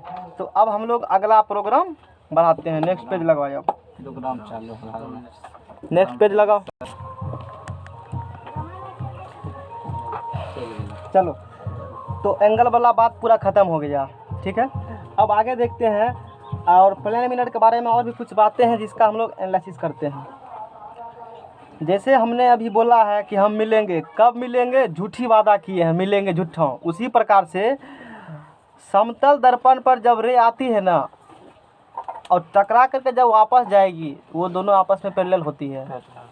आएगा भी रे पैरेलल, यदि रे पैरेलल आती है और टकरा करके वापस जब जाएगी तो पैरेलल ही जाएगी। कहाँ कटेगी? अनंत पर जाकर कटेगी, और जहाँ कटेगी वही फोकस होगी। और फोकस से मिरर जहाँ, जैसे देखो, जैसे ऐसे एक रे आई प्लेन मिरर पर, ऐसे रे आई और टकरा कर वापस चली गई, ठीक है। दूसरा रे जो है इसके पैरेलल आ रही है, दूसरा रे इसके क्या है? पैरेलल है। ऐसे आई और टकरा करके वापस चली गई। ये कहाँ मिलेगी नहीं है पता। मान लिया कि सपोज दैट इन्फिनिटिव यहाँ पर मिल गया दोनों, तो जहाँ कटती है वही फोकस होगी, है ना। देखो क्वेश्चन कैसे बनता है, जहाँ कटती है वही क्या होगी, फोकस। जानते हो लेकिन थोड़ा थोड़ा ऐड कर देंगे ना उसमें पॉइंट, वहीं से कैसे क्वेश्चन बनता है पता चल जाएगा, फोकस होगा, ठीक है। तो सीधी सी बात है, जहाँ रे आकर टकराती है, जैसे कनकेव मिरर कन्वेक्स में देखा होगा, पोल कहते हो, दर्पण के मिड पॉइंट है पोल, वही ना होती है, पोल होती है। तो यहाँ पर यहाँ से और यहाँ से इसके बीच की दूरी क्या बोलेंगे हम लोग, फोकस दूरी बोलेंगे। क्या बोलेंगे सर? पीछे में काल्पनिक ना, समतल दर्पण पीछे में बनता है, हमने जबरदस्ती कल्पना किया है कि यहाँ कटेगा, समझ में आ गया ना। वो तो इमेज बनेगा पीछे ही, पीछे भी थोड़े है, वो भी तो पीछा बढ़ाते हैं कल्पना करके ही ना। तो कल्पना तो आगे भी कर सकते हो तुम, बात समझ में आ गया ना। तो मैंने ये कंसीडर कर लिया है कि ये जो दोनों रे पैरेलल जा रही है, एक्चुअली में तो पैरेलल कहीं पर जाकर मिलेगी नहीं, तो मैंने मान लिया है कि कहाँ जाकर मिलेंगे, इन्फिनाइट पे मिलेंगे। तो उसका फोकस जो होगा वो कहाँ होगा, इन्फिनाइट पर। पहला क्वेश्चन ये बन गया। पूछेगा कि समतल दर्पण का फोकस कहाँ होता है, तू कहेगा वो तो कटवे ने कभी किया, तो फोकस कहाँ होगा, झूठी वादा किए हैं। तो बताओ समतल दर्पण का फोकस कहाँ होगा, समझ में आ गया। एगो क्वेश्चन यही बन गया, यानी कि फोकस अनंत पर हो गया। अच्छा, तो फोकस और मिरर के बीच की दूरी क्या कहते हो, फोकस दूरी कहते हो ना। तो स्मॉल एफ से इंडिकेट करते हो, और यहाँ इसको इंडिकेट करेंगे कैपिटल एफ से। तो समतल दर्पण का फोकस दूरी भी क्या होगा, अनंत होगा। फोकल लेंथ इन्फिनिटिव होंगे उसका, और फोकस वो भी इन्फिनिटिव होंगे। क्लियर हुआ। अब आगे चलो, अब आगे इसका निकालेंगे हम लोग, रेडियस निकालेंगे। चूँकि इसका फोकस दूरी इन्फिनिटिव है, तो रेडियस भी क्या होंगे, जैसे उसमें पढ़ा होगा एफ बराबर क्या होते हैं, फार्मूला r/2 होते हैं। तो चूँकि ये इन्फिनिटिव है और 2 से गुना करेगा तो इन्फिनिटिव होगा, यानी कि उसका रेडियस भी क्या होंगे, प्लेन मिरर का इन्फिनिटिव होंगे। बन रहा है क्वेश्चन, ऐसे क्वेश्चन बनते हैं। पूछेगा रेडियस, अंदर कहेगा रेडियस, ये होती है, यानी कि एफ आर दोनों क्या होंगे, इसका अनंत होंगे। दूसरा बात होंगे इसका, तो समतल दर्पण की क्षमता, पावर। तो पावर इसका समतल दर्पण का शक्ति शून्य होती है। देखो कैसे शून्य होती है, इस पर चर्चा करेंगे। शक्ति, पावर क्या होंगे, इसका शून्य होंगे। कैसे शून्य, P बराबर फार्मूला क्या होती है, 1/f। आगे पढ़ाएंगे जाएंगे तो P बराबर फार्मूला क्या होती है, 1/f। और चूँकि ये इन्फिनिटिव है, तो एक में भाग देगा इन्फिनिटिव से, तो क्या निकलेगा, 0। इसीलिए शक्ति इसका क्या होगा, इन्फिनिटिव से शून्य होगा। समतल दर्पण की शक्ति क्या होती है, शून्य होती है। Power of plane mirror is 0। Question बन गया। ये दूसरा क्वेश्चन बनता है, ये तो हो गया। ये चीज़ जो लिखे हैं यहाँ पर लैंग्वेज में लिखा हुआ है, भूल जाओगे तो नोट्स रहे है ना, यहाँ से देख लेना। समतल दर्पण का फोकस अनंत पर होगा या अंत पर होगा, ठीक है। इसलिए समतल दर्पण की फोकस दूरी अनंत पर होगी, अनंत होगी, ये भी बता दिए। समतल दर्पण की क्षमता, शक्ति को क्षमता भी पुकारते हैं। अब हिंदी लिखने में बड़ा झंझट है, भूल जाते हैं कि कैसे देना है। समतल दर्पण की क्षमता या शक्ति क्या होगी, शून्य। क्यों, वो भी बुझ गया। समतल दर्पण की त्रिज्या क्या होती है, अंत होती है, वो भी बता दिया। वक्रता त्रिज्या वो भी इन्फिनिटी होगी, रेडियस ऑफ कर्वेचर। समझना गया ना, एक ही बात हुआ। अब उसके बाद उपयोग है ना, समतल दर्पण उपयोग, तो हम उपयोग तो पहले ही बता दिए। अब इसमें कौन सा पॉइंट है, अब तो इसमें पॉइंट नहीं है। अब आवर्धन में बात करेंगे, मैग्नीफिकेशन बात करेंगे हम लोग। अब नेक्स्ट पॉइंट्स है आवर्धन। आवर्धन मतलब बताओ क्या होता है, को जो इसको पता है। आवर्धन मतलब बताओ, फार्मूला नहीं, मतलब नहीं समझते हैं, मतलब समझाओ। 10वां में बहुत डिटेल से पढ़ा था, बोलो। हैं, हाँ, आवर्धन का मतलब बताओ। हैं, मतलब देहाती वाला मतलब, वही से क्वेश्चन भी आता है, ये बात भी है। जो एक्चुअल मीनिंग होती है उसी से क्वेश्चन आएगी। पता है आवर्धन का मतलब, हैं? मैग्नीफिकेशन तुम बता, तू तो पढ़ा है, तू दोनों भी पढ़ा है। फार्मूला याद है, देखो सुनो, बताइए सर। नहीं कहता है, अरे थोड़ा फोटो को मैग्नीफाई करो तो जूम करो, जो वही है आवर्धन। आवर्धन मतलब कौन कितना गुना जूम कर रहा है, वही क्या होती है मैग्नीफिकेशन। आगे और मतलब क्लियर होगा, पहले देख लेते हैं फार्मूला। तो आवर्धन क्षमता बराबर, पहले देखते हैं फार्मूला। इसका सिंबल जो होगा आवर्धन मैग्नीफिकेशन का, वो स्मॉल m से इंडिकेट किया जाता है इसको, या कैपिटल M से भी कहीं होते हैं। उसके लिए कोई बड़का सुने स्मॉल कैपिटल, वो काम बात है, लेकिन m है, बात खत्म है, और वो नहीं पूछेगा कोई। तो आवर्धन क्षमता बोलो या आवर्धन बोलो, एक ही बात है, उसमें कोई अंतर नहीं है। तो ये होगा ना, मच्छर काहे लग रहा है, मक्खी की मच्छर सर। लाइन नहीं है। प्रतिबिंब की ऊंचाई, बटे वस्तु की ऊंचाई। अब देखो फार्मूला तो यही है, सब पढ़ते हैं, लेकिन क्वेश्चन में कैसे बनता है मेनली तो वो हमको जानना है। बटे वस्तु की ऊंचाई, फार्मूला वही है जो 10th में पढ़ कर आए हो, लेकिन क्वेश्चन कैसे इससे अडॉप्ट किए जाते हैं, मेनली फोकस मेरा उस पर होगा, फार्मूला से क्वेश्चन नहीं बनेगा। तो आवर्धन क्षमता बराबर हमने फार्मूला पढ़ लिया, प्रतिबिंब की ऊंचाई बटे वस्तु की ऊंचाई, और इसको इंडिकेट कर दिया m से, तो height of image upon height of object. Height of प्रतिबिंब की ऊंचाई इमेज हो गया, यानी कि HI, अब बटे क्या कर दिया हमने HO। क्वेश्चन ये पूछता है कि आवर्धन कब होगा पॉजिटिव और कब होगा नेगेटिव, और प्लेन मिरर का क्या होता है आवर्धन। क्वेश्चन क्या बनेगा, आवर्धन प्लेन मिरर कितना होता है, कब होगा प्लस, कब होगा माइनस, इस पर चर्चा करेंगे। अब तुमको पता है कि प्लेन मिरर में जितना बड़ा अभी बताए थे हाइट होगा ऑब्जेक्ट का, ठीक उतना ही बड़ा क्या बनेगा, इमेज उसका। इसका मतलब क्या हुआ, प्लेन मिरर में ऊंचाई प्रतिबिंब का और वस्तु का दोनों क्या होते हैं, बराबर। दोनों क्या होते हैं, बराबर। और देखने वाली बात है, जिसे प्रिंसिपल एक्सिस कहते हो, प्रधान एक्सिस, मुख्य एक्सिस कहते हो, दोनों उससे ऊपर है, क्योंकि प्रतिबिंब काल्पनिक और सीधा बने हैं। तो काल्पनिक सीधा बने हैं, उल्टा कब बनता है, एक ऊपर रखे हो वस्तु को और नीचा बना है प्रिंसिपल एक्सिस, नीचा प्रतिबिंब, तभी ना उल्टा, वास्तविक और उल्टा। लेकिन यहाँ पर तो वो बात हुई नहीं है।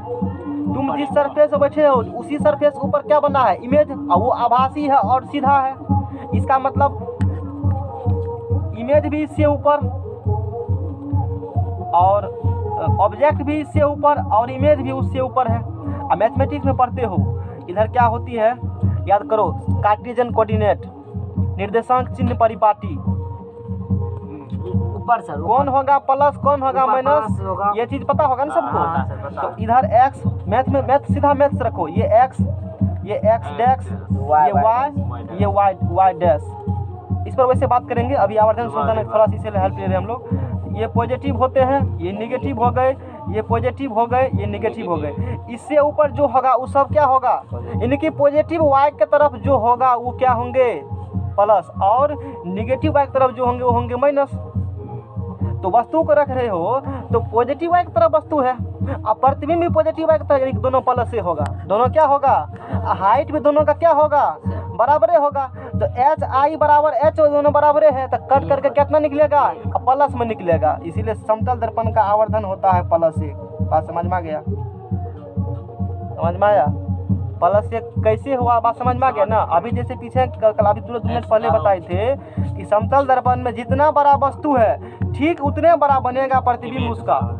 हाइट तो बराबर हो गया, वो तो पक्का एक समझ गए, कट कर आएगा, लेकिन प्लस आएगा कि माइनस, क्योंकि जिस सरफेस के ऊपर वस्तु रखा हुआ है उसी के ऊपर बना है ना इमेज उसका, तो दोनों प्लस में, और दोनों पॉजिटिव y की तरफ रखे हुए हैं, तो दोनों प्लस हो गए, और दोनों का मैग्नीट्यूड बराबर है, तो कट करके प्लस एक निकल गया।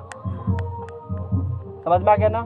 तो समतल दर्पण का आवर्धन हो गया प्लस एक। जब कॉनकैव और कॉन्वेक्स पढ़ेंगे तो उसमें माइनस प्लस दोनों क्या होते हैं उस पर चर्चा करेंगे। लेकिन एक क्वेश्चन यही बता देते हैं कि किस कंडीशन में प्लस हुआ है। देखो इमेज याद कर लेना, इस चीज़ को याद वैसे हो जाएगा, यानी कि जब जब इमेज बनेगा आभासी और सीधा, यानी कि आभासी और सीधा के लिए मैग्नीफिकेशन जो होते हैं वो हमेशा प्लस होंगे, m हमेशा क्या होंगे, और वास्तविक और उल्टा जब प्रतिबिंब बनते हैं, अब उल्टा देखो लिखने में गड़बड़ा जाता है उल्टा, तो उस कंडीशन में क्या होगा, माइनस। काहे हुआ माइनस, सोचने वाली बात है ना। ये प्रिंसिपल एक्सिस मान लो है, ये अपना प्रिंसिपल एक्सिस है, अब वस्तु रखल है ऊपर, अब प्रतिबिंब बना है ऐसे करके नीचा, एगो तो एक्स एक्सिस इसको मानेगा तो उससे ऊपर है और दूसरा इससे नीचा है, तो ये पॉजिटिव एक तरफ है तो प्लस होगा, ये निगेटिव एक तरफ माइनस होगा, प्लस भाग देगा माइनस में तो पक्का निगेटिव आएगा। मैग्नीट्यूड जो भी हो, एक से कम हो, एक बड़ा हो, एक बराबर हो, तीनों केस होती है, तो वो हम लोग बाद में बात करें। सीधा किसका बात करें हम लोग? प्लस माइनस का बात कर रहे हैं। और आभासी सीधा यानी काल्पनिक सीधा में क्या होते हैं? जिस सरफेस के ऊपर रखा हुआ है वस्तु, ठीक उसी सरफेस के ऊपर क्या बनेंगे? उसका इमेज बनेगा। ये बात होती है। बोलो क्लियर हुआ? पूरा क्लियर। कंफ्यूजन में किसी को क्लियर हो गया ना? ये दोनों अब देखो, अब ये तो समझ में आ गया ना। अब क्वेश्चन में कैसे पूछेगा ऐसे, मेन बात तो ये है।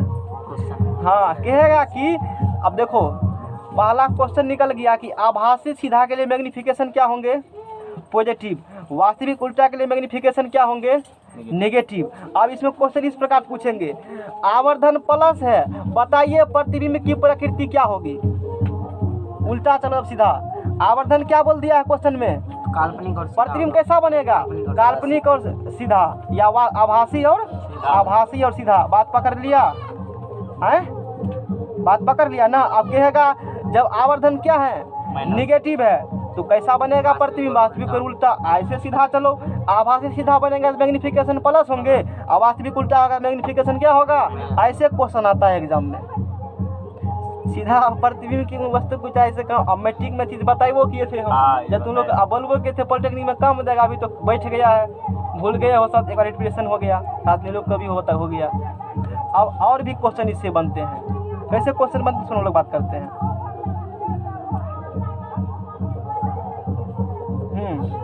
जो शुरू में क्वेश्चन बोले थे हम, अब आवर्धन मैग्नीफिकेशन का देहाती मतलब क्या होती है? आवर्धन एक है, क्वेश्चन में पूछेगा, मेरा क्वेश्चन है आवर्धन प्लस एक है, इसका मतलब आप क्या समझते हैं बताओ? ऐसे क्वेश्चन आती है, एक प्लस एक आया है मतलब क्या है? अब सोचो प्लस एक आया कब है? प्लस एक तब आया होगा जब प्रतिबिंब की ऊंचाई और वस्तु कुछ आपस में क्या होंगे? बराबर। अब प्रतिबिंब की प्रकृति काल्पनिक सीधा या आभासी सीधा होंगे। क्वेश्चन हम तुमसे अभी अडॉप्ट क्या किए थे? आवर्धन एक है, इसका मतलब क्या समझ रहे? इसका मतलब हम ये बुझते हैं आवर्धन एक का और प्लस एक का कि प्रतिबिंब की ऊंचाई बराबर क्या होगा? ऐसे तरह करके पूछेगा वो। समझ में आ रहा है ना? एक बार जाएगा ऊपर नीचा, तो एक बार चलो नीचा से हाँ। अब भाई ने क्वेश्चन को नहीं देना है, तू कहाँ जाओगे? खींच के निकालेंगे वहाँ से। बात समझ जाएगा ना? प्लस एक हो गया, कब आएगा? इसका मतलब जो बना होगा इमेज, दोनों आपस में वस्तु इमेज साइज आपस में क्या होंगे? बराबर होंगे। ये पूरा कंसेप्ट क्लियर कर दिए हमने मैग्नीफिकेशन के बारे में। ऐसा नहीं है खत्म हो चुका है, प्लेन मिरर के लिए खत्म हुआ है, कनकेव और कन्वेक्स के लिए खत्म नहीं हुआ है, और फिर लेंस ही बचल उधर है। जब वो टॉपिक आएगा तो फिर हम इस कंसेप्ट को यूज करेंगे। समझना क्या ना? आवर्धन कभी एक -1 भी होता है, एक से कम भी होगा, एक से बड़ा भी होगा। किस किस केस में होगा? उल्टा फिर पूछेगा आवर्धन एक से बड़ा है, बताइए वस्तु तब बड़ा होगा कि प्रतिबिंब बड़ा होगा? कहेगा आवर्धन एक से छोटा है, तब कौन बड़ा होगा? ऐसे कर क्वेश्चन आएगा। -1 तब आप क्या समझते हैं इसका मतलब? बात समझ में आ रहा है ना? उस चर्चा बाद में करेंगे जब वो सब पढ़ाएंगे, तो अभी इतना ही आवर्धन में समझना है। हाँ, एक क्वेश्चन फिर आप देखो। अब किसी का आवर्धन 3 है, यहाँ आवर्धन 1 है, मतलब इसका ये हुआ कि जितना वस्तु का साइज है ना, ठीक 1 टाइम्स उसका इमेज का साइज बना है। आवर्धन 2 है, इसका मतलब ये हुआ जितना वस्तु का साइज है ना, उसको 2 गुना प्रतिबिंब का आकार बना है, 2 गुना मैग्नीफाई कर दिए हो। बात समझ में आ गया ना? आवर्धन 3 है, इसका मतलब जितना बड़ा वस्तु है ना, 3 गुना मैग्नीफाई कर दिए हम लोग। समझ में आ गया? ये होती आवर्धन का मतलब। ये भी पूछ लेगा आवर्धन 3 है, इस मतलब क्या समझते हैं? ऑप्शन में लिखल रहेगा ऐसे करके, तो वहाँ टिक लगा देना, जैसे यहाँ लिखा भी है आवर्धन 3 है, इसका मतलब कितना गुना मैग्नीफाई कर देंगे हम लोग? आवर्धन 3 है, इसका मतलब 3 गुना मैग्नीफाई हो गया है। जैसे ये कितना फीट के वस्तु मान लेते हैं? 6 फीट का जैसे मान लो, है ना? सब मानने में क्या जाता है मेरा, है ना? मानने में तो कुछ नहीं। देखो क्वेश्चन कैसे अडॉप्ट होती है। ये एक वस्तु है, ये 6 फीट का है, कितना है? 6 फीट। और आवर्धन का मान है हमारे पास 3। आवर्धन 3 है, वस्तु की ऊंचाई है 6 फीट। बताइए प्रतिबिंब की ऊंचाई कितना होगा? आवर्धन वस्तु की ऊंचाई कितनी है? आवर्धन कितना दिया है? इसका मतलब वस्तु को 3 टाइम्स बढ़ाओ, मैग्नीफाई करो, बड़ा कर दो। और यही कंसेप्ट सिनेमा घर में यूज होता है। देखते हो ना भूत प्रेत वाला जो मूवी बनता है, जीन आता है बड़का बड़का साइज का, कोई बड़ा बड़ा आदमी दिख रहा है, उसमें मैग्नीफिकेशन का ही कंसेप्ट है। बात समझ में आ गया ना? उसमें मैग्नीफिकेशन के कंसेप्ट को यूज कर करके कोई व्यक्ति है उसको छोटा दिखा देगा, लेकिन रियल में छोटा है नहीं। अरे नहीं देखते हो फिल्म मूवी सब में, कोई फिल्म में राक्षस सब का सीन 50 फीट का लगेगा है, वो वहाँ मैग्नीफिकेशन का ही कमाल है। वो जो शूट कर रहा है शूटिंग वाला कैमरा, तो उसमें प्लेन मिरर लगे हुए हैं और वो इस प्रकार से लगे हुए हैं, वो साइज को मैग्नीफाई कर देगा। जितना टाइम सेट करेगा कंप्यूटर बटन है, उतना टाइम उसको मैग्नीफाई करके बड़ा कर देगा, लगेगा इतना बड़ा कैसे हो गया। उसमें यही कंसेप्ट यूज किए जाते हैं, मैग्नीफाई का कंसेप्ट ही। 3 टाइम्स करेंगे तो 3 टाइम्स बड़ा करके दिखाएगा। और किसी को अब मान लो ये समझ में आ गया है ना? अब चलो, जैसे आवर्धन 1 है, इसका मतलब जितना फीट का वस्तु है उतने फीट का उसका प्रतिबिंब होगा, सिंपल सी बात है। अब बताओ, आवर्धन 4 बोल दिए हम, कितना बोल दिए? और अब तुम्हारा हाइट कितना है? 5 फीट मान लेते हैं, तो बताओ कितना टाइम्स गुना तुम्हारा इमेज बनेगा?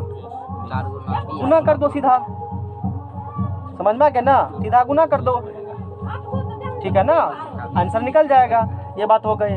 अच्छा, आवर्धन 1/2 है, इसका मतलब क्या हुआ? जितना बड़ा वस्तु का साइज है ना, आधा हो गया है उसका। प्रतिबिंब का साइज क्या हो जाएगा?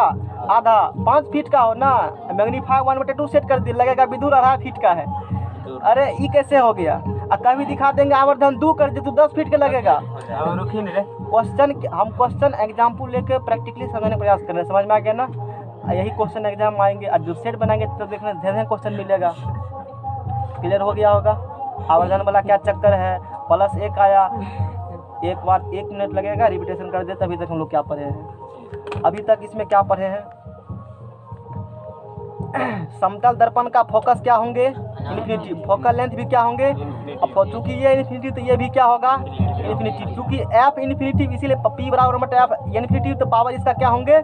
0। बात खत्म, खेला खत्म उसका। आवर्धन बराबर प्रति मीटर वस्तु की ऊंचाई। प्लेन मिरर में प्रतिबिंब बनता है आभासी सीधा, जितना बड़ा वस्तु का ऊंचाई उतने बड़ा प्रतिबिंब की ऊंचाई। और दोनों एक सरफेस से ऊपर है, पॉजिटिव वाई की तरफ है, इसलिए दोनों प्लस होंगे, हाइट दोनों बराबर होंगे, कट करके +1 होगा आवर्धन। समझ में आ गया ना? आवर्धन 1 है, इसका मतलब क्या? प्रतिबिंब ऊंचाई बराबर वस्तु की ऊंचाई। आभासी सीधा होते हैं वस्तु कब? प्रतिबिंब वस्तु का आभासी सीधा कब होते हैं? जब दोनों एक ही सरफेस के ऊपर हो। एक ही सरफेस ऊपर होंगे, दोनों प्लस होंगे, तो दोनों प्लस होंगे तो मैग्नीफिकेशन प्लस होंगे। वास्तविक और उल्टा के लिए एक होगा ऊपर और दूसरा होगा नीचा।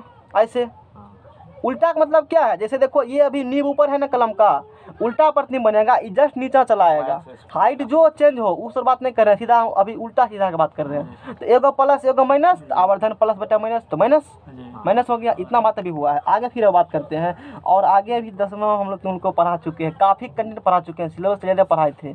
अब लाल कलर वाला बताए थे वहाँ पर, याद है? नहीं बताए थे? लाल कलर में क्या होगा, कैसे होगा, नहीं होगा। अब बात करते हैं। अब एक को क्वेश्चन नहीं छूटना चाहिए आवर्धन से, ठीक है ना? और एंगल ब्लॉक नहीं छूटना चाहिए। रिकॉर्ड हो रहा है ना? ठीक है। अब देखो, सूर्य के प्रकाश में 7 रंग है, पता है सबको, लेकिन उसी 7 पर कैसे खेल करेंगे उस पर हम और बात करेंगे। बिग अरे यही ना होता है, बैजानी पिनाला, ठीक है वो तो। यानी कि हम अभी इस पर उतना चर्चा नहीं करेंगे, अभी हम लोग दूसरा कुछ बताने वाले हैं। इतना रख लो कि वाइट लाइट में जो है ना, वाइट लाइट यानी कि और स्पष्ट करके बोले सूर्य का प्रकाश, इस पर काफ़ी क्वेश्चन बनते हैं। कैसे इसका क्या चेंज होता है, प्रिज्म में जब पढ़ाएंगे तब पता चलेगा, बहुत कुछ पता चलेगा। तो अभी इतना जान लो सिर्फ, आगे दूसरा कुछ हम लोग पढ़ने वाले हैं। सूर्य के प्रकाश में 1 2 3 4 5 6 7 को कलर है, विविध गोयर कलर है, यानी कि इसमें 7 कलर है, जो 7 कलर हम लोग जानते हैं, है ना? 7 कलर उपस्थित। और ये CFL बल्ब जिसमें भी 7 कलर है, नया 7 व्हाइट बल्ब है, तो व्हाइट बल्ब है ना, इसमें भी 7th कलर है। व्हाइट रोशनी समझ में गया ना? अब देखो ये क्या है? पेन है ना? ठीक है, उधर देखो। अब बताओ मेरे हाथ में कौन कलर रखा हुआ है? Blue colour. तू कैसे समझा? अब कौन रखा हुआ है? ब्लैक। अच्छा देख लिया तब ना, लेकिन दिख रहा है, ये बताओ फिजिक्स बात नहीं दिख रहा है, अभी सामने रखल है, अरे ये तो दिख रहा है, पीछे रख दिए नहीं दिख रहा है, ऐसा क्यों हुआ बताओ। काहे कि वो जो था मतलब उस चीज का मतलब प्रकाश परावर्तित नहीं किया वो। हाँ नहीं किया, बताए थे। कोई वस्तु, इसी कंसेप्ट पर सारा खेल विराज करेंगे, कोई वस्तु हमको कब दिखाई देती है, जब इस पर लाइट आएगी और टकरा करके कहाँ जाएगी, इमेज पर, आँख पर इसका फोटो बनेगा, है ना। लाइट आई और टकरा करके आँख पर पड़ती है तब ये दिखाई देता है, वैसे दिखाए नहीं देता। कहेगा हम देख लेंगे, कहेंगे रात को मिलना एक बार अब तू अपना पर्स खोल के हमको पैसा देना, कहेंगे पता चला तू 500 ये दे दिया अंधेरा में, कहेगा हम देख लेते, कहेंगे आँख बंद कर देंगे तुम्हारा। बात समझ आएगी ना। यानी कि क्या हुआ, जब तक लाइट टकरा करके हमारी आँख तक नहीं पहुँचती हमको वस्तु दिखाई नहीं देती है। बात समझ में आ गया ना। लाइट हो या नहीं हो, अभी तो लाइट है ना जी, अभी तो लाइट है ना, ये तो दिख रहा है, लेकिन अभी भी तो लाइट है, लेकिन अभी कहाँ दिख रहा है, अभी इसलिए नहीं दिख रहा है क्योंकि रे टकरा करके मेरे आँख तक नहीं पहुँचा, इसीलिए। लाइट हो नहीं हो वस्तु तब देगी दिखाई जब उससे रे टकरा करके हमारे आँख पर पड़ेगी, उसका तभी दिखाई, वरना दिखाई वस्तु नहीं देती है। यहाँ देखने से कैसे क्वेश्चन पूछता है, उस पर हम लोग बात करेंगे। अब जैसे ये कैसा कलर है, ब्लू, हरा मानते हैं, हाँ सर ठीक है। ठीक है, ये हरा कलर मान लेते हैं। ये काहे हरा दिख रहा है, कि हरा रंग ये परावर्तित कर देता है मेरी आँख। हाँ, जो ये हरा इसलिए दिख रहा है कि हरा को क्या कर रही है, ये रिफ्लेक्ट कर रही है, अब बाकी को ऑब्जर्व कर लिया। ये कैसा दिख रहा है, ब्लैक। काहे दिख रहा है, अब कहेगा तो बुर्बक है जी, दिख रहा है ब्लैक। ये ब्लैक इसलिए दिख रहा है, ये ब्लैक को रिफ्लेक्ट करती है और ब्लैक ही मेरे आंख तक आएगी, इसलिए ये ब्लैक दिख रहा है। बाकी रंगों क्या करेगा, यही क्वेश्चन एग्जाम आएगा। क्वेश्चन क्या पूछेगा, एक कलम है, ये काला दिख रहा है, इसका मतलब आप क्या समझते हैं, इसका मतलब हम ये समझते हैं, अभी देख रहे हैं सबको कौन लाइट में, व्हाइट लाइट में देख रहे हैं, सूर्य के प्रकाश में देख रहे हैं, समझ में आ गया ना। जब अलग प्रकाश में देखेंगे तो वहाँ बोल देंगे, अभी सबको देख रहे हैं सूर्य का प्रकाश में, और सूर्य का प्रकाश में कौन 7 कलर होती है ना। ये इसीलिए दिख रहा है ब्लैक, इस पर ब्लैक रे आई, टकरा करके मेरे आंख तक पहुंची तब ब्लैक दिख रहा है, और बाकी को ये क्या कर लिया है, एब्जॉर्ब कर लिया है। ये रेड इसलिए दिख रहा है, ये रेड लाइट को रिफ्लेक्ट करती है सिर्फ। कोई भी कलर वो रंग में तभी दिखाई देती है जब वो उस कलर क्या करेगी, अब बाकी क्या करेगी, एब्जॉर्ब करेगी। ये बात समझ में आ गया होगा। वो बात यहाँ लिखा हुआ भी है, भूलोगे यहाँ से देख लेना। लाल रंग की वस्तु इसलिए लाल दिखाई देती है क्योंकि वह लाल रंग को क्या करती है, परावर्तित रिफ्लेक्ट करेगी, अब बाकी के रंगों क्या करेगी, वो एब्जॉर्ब कर लेगी। इसका भी लिखल है, कोई वस्तु काले रंग की तब दिखाई देती है जब वह सभी, अब देखो ये वस्तु है, ये काले रंग की कब दिखाई देगी, कोई वस्तु काले रंग की तब दिखाई देती है जब वह सभी रंगों या प्रकाश किरणों क्या करेगी, एब्जॉर्ब कर लेगी, और सिर्फ किसको रिफ्लेक्ट करेगी, ब्लैक को, इसलिए वो ब्लैक दिखेगा। इसमें ब्लैक कलर है कोई, इसमें सर, इसमें ब्लैक है ना ये, तो वो ब्लैक है तो ब्लू कौन है तब, ब्लू है यार, कौन चीज है, कौन चीज, इसमें ब्लैक कलर है, इसमें सर, इसमें नहीं है सर, नहीं है ब्लैक कलर।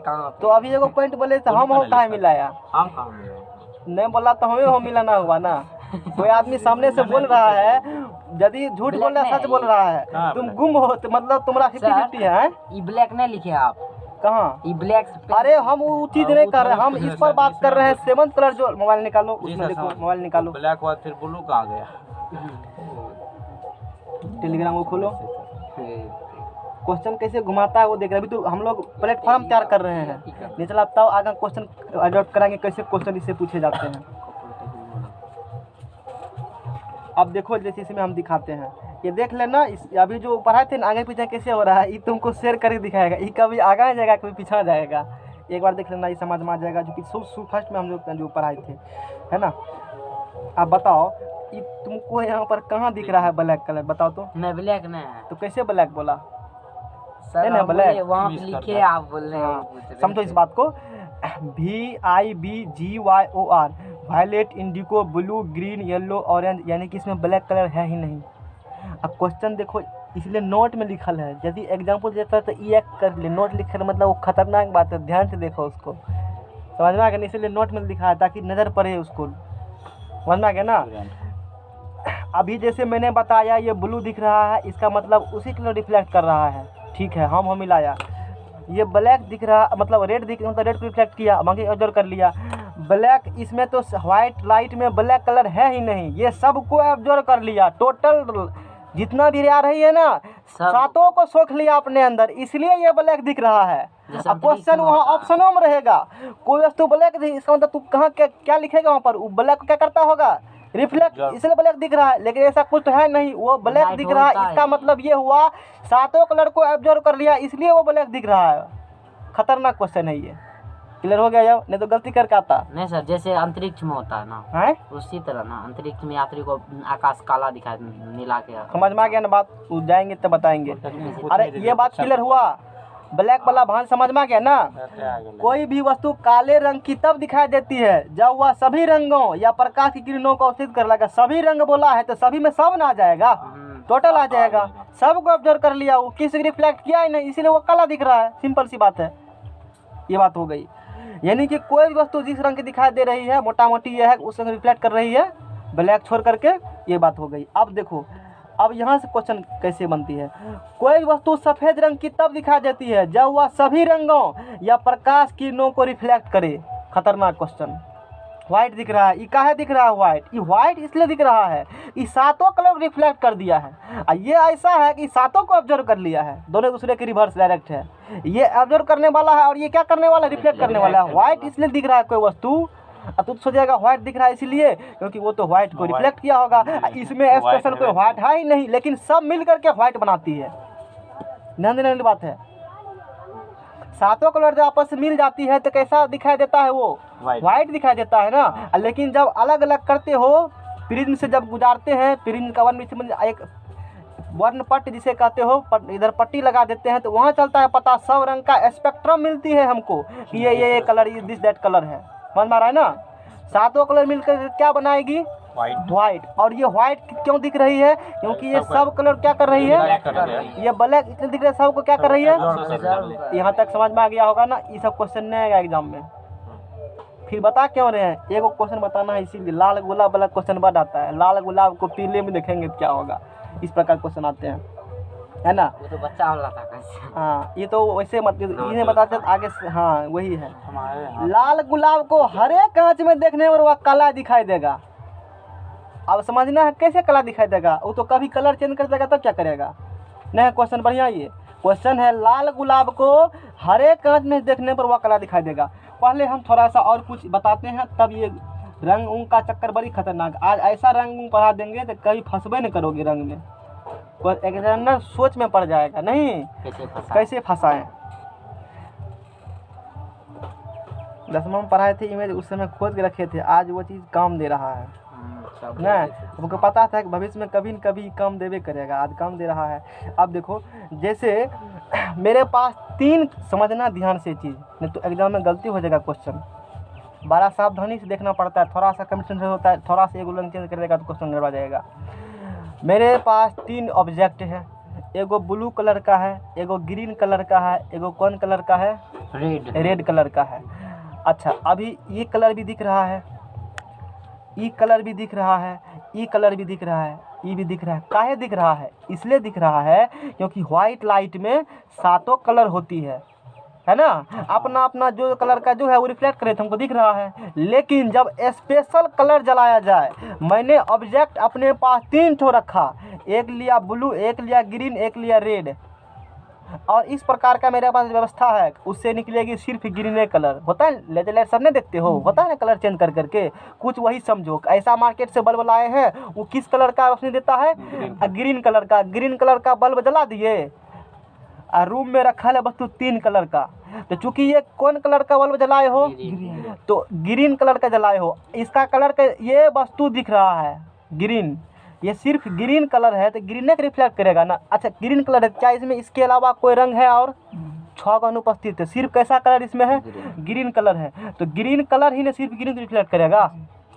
ये ग्रीन कलर ही नहीं सिर्फ ग्रीन रिफ्लेक्ट करेगा, क्या ये ब्लू ग्रीन को करेगा रिफ्लेक्ट? नहीं, ब्लू क्या करेगा? सिर्फ ब्लू को ही रिफ्लेक्ट करेगा। अरे जैत जैत में होता है, जैत में नहीं होते, समझो तू, सीधा बात है। जी सर। अपना जैत को ही रिफ्लेक्ट करेगा, बाकी को रिफ्लेक्ट, चलो अंदर चलो सीधा, समझना क्या ना, ऐसे समझ लो बात को। चूंकि ये ग्रीन कलर है और ग्रीन आ रही है इसलिए रिफ्लेक्ट करेगा, और रिफ्लेक्ट करके हमारी आंख तक पहुंचेगी, हम देख लेंगे अच्छा अच्छा ग्रीन है। ये कौन कलर है? ब्लू। लाइट की कलर क्या रही है? ब्लू कलर की। Green अभी आ बताए थे ये ब्लू है, सिर्फ रिफ्लेक्ट करेगा ब्लू को ही, जी। और ग्रीन क्या करेगा? ग्रीन को इसलिए दिखेगा ही नहीं ठीक से। मतलब ग्रीन में हालांकि थोड़ा मोड़ा मिक्सिंग होता है, ब्लू से थोड़ा मोड़ा दिख भी रहा है, लेकिन ये देखो रेड कलर है। ये कैसा कलर है? रेड कलर है। लाइट कैसे आ रही है? ग्रीन। तो रेड कलर क्या करेगी? ग्रीन को एब्जॉर्व कर लेगी ना, बाकी 6 कलर को वो रिफ्लेक्ट करेगी सिर्फ रेड को ही, इसलिए वो काला दिखाई देगा। ये क्लियर हुआ? क्वेश्चन नहीं हुआ क्लियर? फिर से बताना है। यानी कि हम ये कह रहे हैं, जैसे अभी मैंने इसीलिए पहले बेस तैयार किया, होता है कन्फ्यूजन। मैंने ये बताया कि फिर से समझो एक बार, व्हाइट कलर में 7 कलर है ना, व्हाइट लाइट में सूरज के प्रकाश 7 रंग है, सब चीज़। अच्छा घर में बताओ कि यही CFL काहे लगाते हो? चूँकि इसमें 7 कलर निकलेगी ना, इसलिए लगाते हैं CFL बल्ब हम। उसमें 7 कलर रहेगी, वो वाइट लाइट है, उजला प्रकाश है, तो उसमें कोनो कलर का मेरे पास घर में रखा है वस्तु, आराम से देख लेंगे, कोई दिक्कत परेशानी नहीं होगी। और कभी देखो पैसा वाला लोग रात में लगाएगा नाइट बल्ब, कहेगा ये कौन बल्ब है? उसमें देखो दिखाई देगा ठीक से। तुम 12 वाट का ले लो एक CFL बल्ब, अब 12 वाट का एक विशेष कलर का ले लो नाइट बल्ब लगाने का, और दोनों का जला के देखो, दोनों अलग अलग रूम में, या एक बार एक को जलाओ फिर दूसरे को जलाओ, रोशनी किसमें ज़्यादा होता है? व्हाइट। आसानी से देख सकते हो ना, लेकिन दोनों का वाट तो सेम ही है, लेकिन ऐसा कैसे हो रहा है? इसके पीछे यही कंसेप्ट है। मैंने 3 ऑब्जेक्ट लिया अपने पास, एक रेड लिया, एक ग्रीन लिया, एक ब्लू लिया। बटन टिपा, किस कलर की रोशनी निकालेंगे हम लोग? ग्रीन कलर की रोशनी निकालेंगे। रोशनी किस कलर की निकालेंगे? ग्रीन कलर का। इससे किस कलर का रोशनी निकल रहा है? ग्रीन कलर का। तो गिरने वाला सिर्फ इसको रिफ्लेक्ट करेगा, और बाकी सब क्या करेंगे? इसको कहेगा भाई हम ब्लू है तो सिर्फ ब्लू को रिफ्लेक्ट करेंगे, तो ब्लू दे ही नहीं रहे हो, इसलिए हम रिफ्लेक्ट नहीं करेंगे। हम क्या करेंगे? तुमको एब्जॉर्व कर लेंगे। रेड कलर क्या बोलेगा? अरे तू तो ग्रीन कलर दे रहे हो, हम ग्रीन क्या कर रिफ्लेक्ट नहीं करते, हम तो सिर्फ रेड को ही रिफ्लेक्ट करते, इसलिए वो ग्रीन को क्या करेंगे? एब्जॉर्व कर लेंगे। आगे और कराते हैं, कंसेप्ट हो जाएगा क्लियर। ये समझ में आया तो आगे देखो। जैसे आगे अब क्या करें हैं?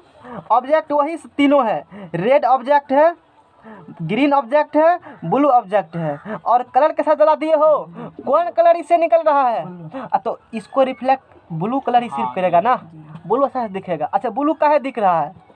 क्वेश्चन ये उठता है, ब्लू क्यों दिख रहा है? इसलिए ब्लू दिख रहा है, वो ब्लू को रिफ्लेक्ट कर रहा है, इसलिए वो ब्लू कलर दिख रहा है। ये कौन कलर? ग्रीन कलर है, ये तो ब्लू रिफ्लेक्ट करे नहीं, ब्लू को ऑब्जर्व कर लेगा, इसलिए दिखाई नहीं देगा। आप देखो नहीं चलता है, पता हरा है लिखल है तब ना ग्रीन कलर है। अब रेड कलर देखो, वो कहेगा रे तू तो ब्लू कलर दिए हो, हम तो भाई रेड हैं, हम तो तुमको ऑब्जर्व कर लेंगे, मेरा जात भाई आया तभी ना उसको ठीक है दान कुछ दे दिए। समझ में आ गया ना, ये बात होती है। अब दूसरा कलर लेकर हम देखते हैं। देखो अब रेड कलर वाला का आया, रेड वाला चलती होगा, सुर फुरा गया एकदम से, अब तो हम दिखेंगे। देखो रेड दिख रहा है बढ़िया से, अब बाकी दोनों दिख ही नहीं रहा है ठीक से, धुंधला दिखाई दे रहा है। क्यों धुंधला दिखाई दे रहा है? कहेगा भाई हम ग्रीन है तो ग्रीन है कि खाली रिफ्लेक्ट करेंगे, तू तो रेड दे रहे हो तो रिफ्लेक्ट तुमको तो ऑब्जर्व हम कर लेंगे, अपने आप रख लेंगे, अपने पास रख लेंगे। यूँ कहेगा वही बात, तू तो रेड दे रहे हो, हम तो ब्लू हैं, तो तुमको रिफ्लेक्ट हम करेंगे, तुमको तो हम ऑब्जर्व कर लेंगे, इसलिए वो ब्लू नहीं दिखाई देंगे। यानी कि जो कलर दिए हो सिर्फ वही रिफ्लेक्ट होंगे। यही कंसेप्ट इसमें है जो मैंने पीछे बताया था। और देखो और होंगे, अब तीनों बता दिया है, तीनों खत्म हो गया। अब इसमें क्वेश्चन क्या है, ये समझ क्लियर हुआ है कंसेप्ट ये। अब देखो क्वेश्चन है, लाल गुलाब को कभी कह देगा हरा कांच में देखते हैं, कभी कह देगा पीला कांच में, कभी नहीं कुछ से कुछ बोलेगा, कभी पीला गुलाब, कभी उजला गुलाब, कभी काला गुलाब, कहेगा हरा कांच में देखते हैं, की दिखाई देगा, कैसा कलर दिखाई देगा? ये तो एक वो लिख दिया तब ना, और दूसरा देगा तब क्या करेंगे? गलत दिक्कत हो जाएगा ना। और समझते हैं, लाल गुलाब को किस कांच में देखेंगे? हरे कांच में। एगो मेरे पास लाल गुलाब है, ललका कलर देखो है, शायद दिक्कत नहीं होगा, यहाँ से बना दिया ऐसे कर करके, ऐसे लाल गुलाब हो गया। ये कैसा है? ये लाल गुलाब है, यानी कि गुलाब का कलर कैसा है?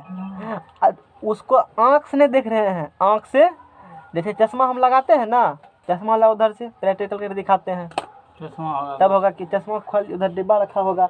अब देखो जैसे इधर देख रहे हैं, इसको हम देख रहे हैं, इसको क्या कर रहे हैं, देख रहे हैं। अभी देख रहे हैं किससे, खुली आँख से ना। अब खुले चश्मा लगा कर तब देखेंगे, इसे एक ओवरहैंगिंग बीम है, अब देख रहे हैं। बात समझ में आएगा ना। क्वेश्चन में क्या कह रहा है, क्वेश्चन में ये कह रहा है गुलाब कैसा है, गुलाब कैसा है, लाल गुलाब है, यानी कि रेड कलर का गुलाब लिए हो। आँख से नहीं देख रहे हैं, एगो कांच ले लिया, इसमें झांक करके देखेंगे इससे होकर के तब। और वो कांच का कलर कैसा है, कैसा है कांच का कलर, हरे कांच, हरे कांच से देखेंगे, हरे कांच। यही मान लो लाल गुलाब है, यही क्या है, लाल गुलाब है। एगो हरा कांच ले लिया, ये मान लो हरा कांच है, ये हरा कांच है, ठीक है ना। लाल गुलाब है, कांच कैसा है, हरा। इसमें तुमको डायरेक्ट देखना, डायरेक्ट इसको देखना नहीं है। अच्छा, इस पर मारो लाइट, तिनसल या टॉर्च, लाइट इसमें इंटर करेगी, करेगी नहीं इंटर, इस पर पड़ेगी लाइट। अच्छा ठीक है, कोनो बात नहीं है। तो कांच के आर पार दिखाई देता है ना, कांच क्या होते हैं, पारदर्शी। तो उससे होकर कांच कैसा है, हरा कांच है, तो उससे होकर सिर्फ हरिहरे रंग जाएगा ना, रिफ्लेक्ट होकर इस पर पड़ेगा, तब ना हमको दिखाई देगा ये। अब बाकी को तो बेचारा ऑब्जर्व कर लेगा ना 6 कलर को, यानी कि ये हरा कांच जो है ये सिर्फ हरे करेगा रिफ्लेक्ट, बाकी को क्या किया आपने अंदर ही समा लिया, बाकी किसको समा लिया, इस 6 को समा लिया। इस 6 में ललको भी आता है देखो। अच्छा रेड ये है ना, तो लाल भीव गोयर, हाँ ठीक है। तो ये लाल गुलाब है, ये कांच है, तो इससे होकर के सिर्फ इस पर कौन कलर पड़ेगी, रेड, रेड कलर नहीं पड़ेगी, नहीं रेड कलर, इससे हो ये फिर से देखो एक बार, ये लाल गुलाब है, ये कैसा गुलाब है, बड़ा खतरनाक क्वेश्चन है ये। लाल गुलाब है, किससे होकर देख रहे हैं, हरे कांच से होकर के। तो हरे कांच से लाइट इंटर करेगी, तो इससे सिर्फ हरे लाइट निकलेगा ना जी, क्योंकि हरा कांच है तो वही लाइट निकलेगा, बाकी का तो अब्जर्व कर लेगा वो। तो इसके पास कौन कलर पहुंचेगा, और ई की कहता है कि हम सिर्फ ललके का रिफ्लेक्ट, हरका का रिफ्लेक्ट नहीं करेंगे, तो ये दिखाई देगा, काला दिखाई देगा। इसलिए यहाँ क्या लिखा हुआ है, लाल गुलाब को कौन कांच में देखेंगे, हरे कांच में देखने से वह कैसा दिखाई देगा। अब भूलेगा क्वेश्चन कभी, यहाँ ललका कलर पहुंचेगा तब ललका दिखाई देगा ये। यहाँ तो ई कहेगा ललका तो हम जाने ही नहीं देंगे, और जब ललका गिवन किया तो दिखे कैसे, क्योंकि अभी बताए थे ऐसे करके, नहीं बताए थे शुरू में, इसीलिए अब पता चला ऐसा क्यों किए थे हम। ये दिख रहा है तब रिफ्लेक्ट होकर लाइट आंख तक पड़ रही है, अभी नहीं दिख रहा है, आंख पर लाइट ही नहीं पड़ रही है, समझ में आ गया ना। यहाँ तक लाइट ही नहीं पहुँच पाई है। तो इस प्रकार कुछ क्वेश्चन एग्जाम में आते हैं, उसे ध्यान रखना। अब एक ये क्वेश्चन काफ़ी इंपॉर्टेंट है, लाल गुलाब को हरे कांच देखने पर वह काला दिखाई देगा, समझ में आ गया ना। अच्छा ठीक है, गुलाब लाल ही है, गुलाब क्या है, लाल भी है। अब की बार हरा के जगह ले लेते हैं दूसरा कलर। देखो गुलाब कैसा है, लाल है, लाल के अलावा कोनो कांच से देखो ये काले दिखाई देगा। एगो क्वेश्चन बता दी इसमें हम, लाल गुलाब है ना, कांच कैसा लिए हो, ललका छोड़ के सब कलर लिए हैं। ललका छोड़ के सब कलर लिए हैं, तो वो तो ललका को ऑब्जर्व करवे करेगा कोई भी कलर, तो ललका छोड़ कम लिए हैं, तो सब कलर इससे होकर के जैसा रंग रहेगा वैसा वहाँ पड़ेगी। लेकिन चूंकि हम लाल कांच लेवे नहीं किए, लाल यहाँ तक पहुँचेगी, इसलिए सब केस में कैसा दिखाई देगा, लेकिन सिर्फ लाल कांच लेंगे और लाल गुलाब है तभी लाल दिखाई देगा वो। एगो ऐसे क्वेश्चन बन गया, ऐसे क्वेश्चन फंसाएगा। तो यहाँ एगो लिखा हुआ है ना, एगो से 5 को क्वेश्चन 6 को क्वेश्चन बन सकता है। इस प्रकार के क्वेश्चन बनेंगे, इसे ध्यान रखना, क्वेश्चन देखना कहाँ किया है, और इस प्रकार का खुद सोचना कि क्लास में किसी चर्चा किए थे, क्वेश्चन सॉल्व हो जाएगा। बात समझ में आ गया ना। 10वां का जो पुराना किताब है उसमें इस चीज़ को अच्छे से समझाया हुआ है, ओल्ड वर्जन, नया वर्जन नहीं कहा, नया वर्जन सिलेबस चेंज चुका है इसीलिए। दूसरा की और जान लो। अच्छा, प्रकाश जिस माध्यम से, अच्छा ये प्रकाश संश्लेषण सबसे कम हरे रंग में होता है और सबसे ज़्यादा लाल व नीले के मिश्रण में। प्रकाश संश्लेषण सबसे कम, अच्छा प्रकाश संश्लेषण बायोलॉजी में पढ़े, बताओ कैसे होती है प्रकाश संश्लेषण क्रिया, बताओ। प्रकाश संश्लेषण बताओ कैसे बताया सर। देखिए सर, सूर्य के प्रकाश जब पौधा मतलब सूर्य प्रकाश की उपस्थिति में कार्बन डाइऑक्साइड और जल ले करके क्लोरोफिल और सूर्य प्रकाश की उपस्थिति में बनाता, मतलब कार्बोहाइड्रेट बनाता है, और उसके बाद O2 बनाता है, और ठीक उसके है। बाद H2 वाष्प तो यहाँ निकलता है। क्वेश्चन है कि प्रकाश संश्लेषण सबसे कम हरा रंग में होगा। अभी जिसने बताया इतना प्रश्न बताया ना, हम कहेंगे ठीक है लाइट नहीं देंगे, तब बताओ कैसे प्रकाश संश्लेषण नहीं हो होगा? पाएगा। हो पाएगा? नहीं हो यानी कि सबका जरिया क्या है? लाइट है। लाइट नहीं रहेगा तो प्रकाश संश्लेषण क्रिया कहेगा हाँ होगा। कहेंगे ठीक है, एगो पौधा रूम में लगाओ, डेट देख लो, तारीख किस दिन लगाए हो। एगो लगा धूप में, देखो जल्दी कौन बढ़ेगा? धूप वाला, क्योंकि धूप प्रकाश वाला। संश्लेषण वहाँ हो रहा है। अब क्वेश्चन कैसे पूछेगा? पौधा का कलर कैसा है? हरा कलर है। अच्छा हरा कलर है तो वो हरका वाला क्या करे? रिफ्लेक्ट कर देगा ना रिफ्लेक्ट, बाकी को लेगा, अब बाकी को अंदर लेगा, तब न होगा प्रकाश संश्लेषण क्रिया। समझना ठीक से। पौधा कैसा, अभी मैंने इसने जैसे बताया कि प्रकाश संश्लेषण में लिखाते हैं टीचर कि प्रकाश संश्लेषण सूर्य की प्रकाश की उपस्थिति में होगी, लिखाया जाता है ना ऐसा। हम ये बता रहे हैं पेड़ का कलर कैसा है? ग्रीन कलर है, ठीक है। तो ग्रीन कलर है तो वो ग्रीन कलर को क्या करेगी? रिफ्लेक्ट कर देगी। अब बाकी कलर उसके अंदर जाएगी, एब्जॉर्व करेगी। एब्जॉर्व करने के बाद उसके पास एनर्जी आएगा और वो अपना प्रकाश संश्लेषण की काम आगे करेगी। इस प्रकार से होती है। क्वेश्चन ये है प्रकाश संश्लेषण सबसे कम हरे रंग में होता है। अरे वो तो होना ही हरा रंग में है। क्यों हरा रंग में कम होता है? वो तो हरका रिफ्लेक्ट कर दिया है ना। और जब हरका रिफ्लेक्ट कर दिया है, वो एब्जॉर्व करबे नहीं किया, उसके अंदर लाइट पहुंच गया ही नहीं पेड़ के अंदर, तो प्रकाश संश्लेषण कैसे होगा? अब बात समझ में आ गया ना। तो सोचेगा पेड़ हरा है तो प्रकाश संश्लेषण हरे में ज़्यादा होगा, नहीं क्योंकि पत्ता भी उसका हरा है। ऐसा मेंटलिटी होती है, लेकिन ऐसा कुछ भी। अब समझ में आया? समझ में क्लियर हुआ? क्वेश्चन नहीं हुआ क्लियर? हो गया ना। प्रकाश संश्लेषण सबसे कम किस कलर में होंगे?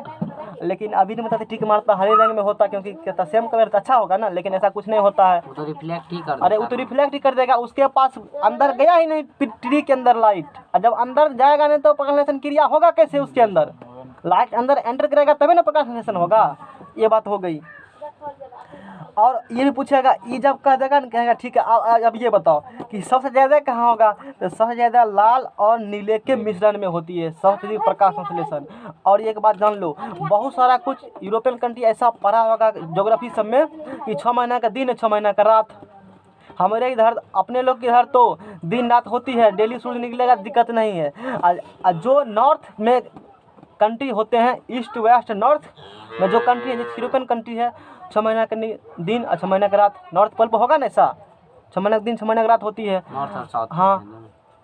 और वहाँ जो आदमी रहता है, मान लो जब ट्री ही नहीं रहेगा, सॉरी जब प्रकाश ही नहीं रहेगा तो प्रकाश संश्लेषण नहीं होगा। और जब प्रकाश संश्लेषण नहीं होगा तो ट्री कहाँ, पेड़ पौधा कहाँ? लेकिन जिंदा कैसे रहता है? वो तो फिर भी खा रहा है पूरा से, एकदम से सेब तेब सप्लाई मेरे इधर पूरा कर रहा है, उसी से शराब सब अल्कोहल से बनाया जाता है। कारण क्या है? वो आर्टिफिशियली पौधा रूम में विकसित किया है। यूट्यूब पर कभी करना, इजराइल में कैसे पौधा को आर्टिफिशियली तैयार किया जाता है। बिना मट्टी में गाड़े हुए पौधा ज़्यादा फसल उपजाऊ होता है, जैसे हम लोग करते हैं। वो करता क्या है? आर्टिफिशियली लाइट उस पर इंटर कराएगा। अब यहाँ तो सूरज का व्हाइट लाइट है ना, वो रूम को इस प्रकार से डिजाइन करके बनाएगा। किस कलर का रंग देगा? वो लाल और नीला का मिश्रण। खूब होगा प्रकाश संश्लेषण, पौधा में खूब वृद्धि, पूरा अच्छा से फल देता है। वो है सिंथेटिक रूप से बनाए जाते हैं इस प्रकार से। समझ में आ गया ना। इजराइल पहाड़ी देश है, लेकिन वो फिर भी अपने खाने का आपूर्ति पूरा कर रहा है, बेचियो रहा है दूसर कंट्री को। यूट्यूब करना है, कभी चल जाएगा पता। जो आलू के बीज देखते हो ना, हवे में आलू पैन में रखा हुआ है सिर उसका, और देख रहे हैं इतना इतना बड़ा आलू ऊपर में लटकल है, और सर भी नहीं रहा है। सोचने वाली बात है। सब्जी वो लगाता है, मतलब गजबे टाइप का है, जैसे वायर है अभी बिजली का वायर है, वैसे सब्जी उसका है। मतलब कुछ अलग ही दुनिया है, एक बार देखना पता चल जाएगा तब। उसमें यही कंसेप्ट यूज़ किए जाते हैं। जो फोटोसिंथेसिस का भी मैंने कंसेप्ट पढ़ाया है कि सबसे अधिक होगा लाल नीले कलर के मिश्रण में, वही कंसेप्ट यूज कर करके पौधे उगाए जाते हैं। अब देखो, प्रकाश जिस माध्यम में आए और उसी माध्यम में चले गए तो इसी को प्रकाश का परावर्तन कहते हैं। प्रकाश का परावर्तन मतलब प्रकाश का लौटना, मतलब जिधर से आया उधरे उसी माध्यम में लौट गया, तब होगा प्रकाश का परावर्तन। अपवर्तन में जैसे इसका उल्टा होता ही है, उल्टा होगा ना। जिस माध्यम से प्रकाश आई उस माध्यम वापस दूसरे माध्यम में चली गई, वो होती है प्रकाश का अपवर्तन। कितना टाइम हुआ है? 4:30। क्या बजे से पढ़ रहे हैं? 3 अरे 3:40 हो गया है। 4:40। ठीक है। 45 हाँ, तो कल से एक अब चैप्टर यहाँ पर ये टॉपिक मतलब इंड हुआ। कल से फिर नया टॉपिक एंटर मारेंगे, रिफ्रैक्शन पढ़ेंगे, अपवर्तन। ऐसा नहीं चैप्टर खत्म हो चुका है, परावर्तन पढ़े हैं ना, अध्ययन अपवर्तन पढ़ेंगे। और तब जो आगे जो है ना, दोनों को मिक्सिंग करके लेंस मेरा दर्पण साथ ही चलता है, जैसे 10वां में कब किए थे, लेंस भी चलेगा और साथ में दर्पण में कंपेरिजन करके पढ़ेंगे, 1 घंटा में ख़त्म हो जाएगा। आज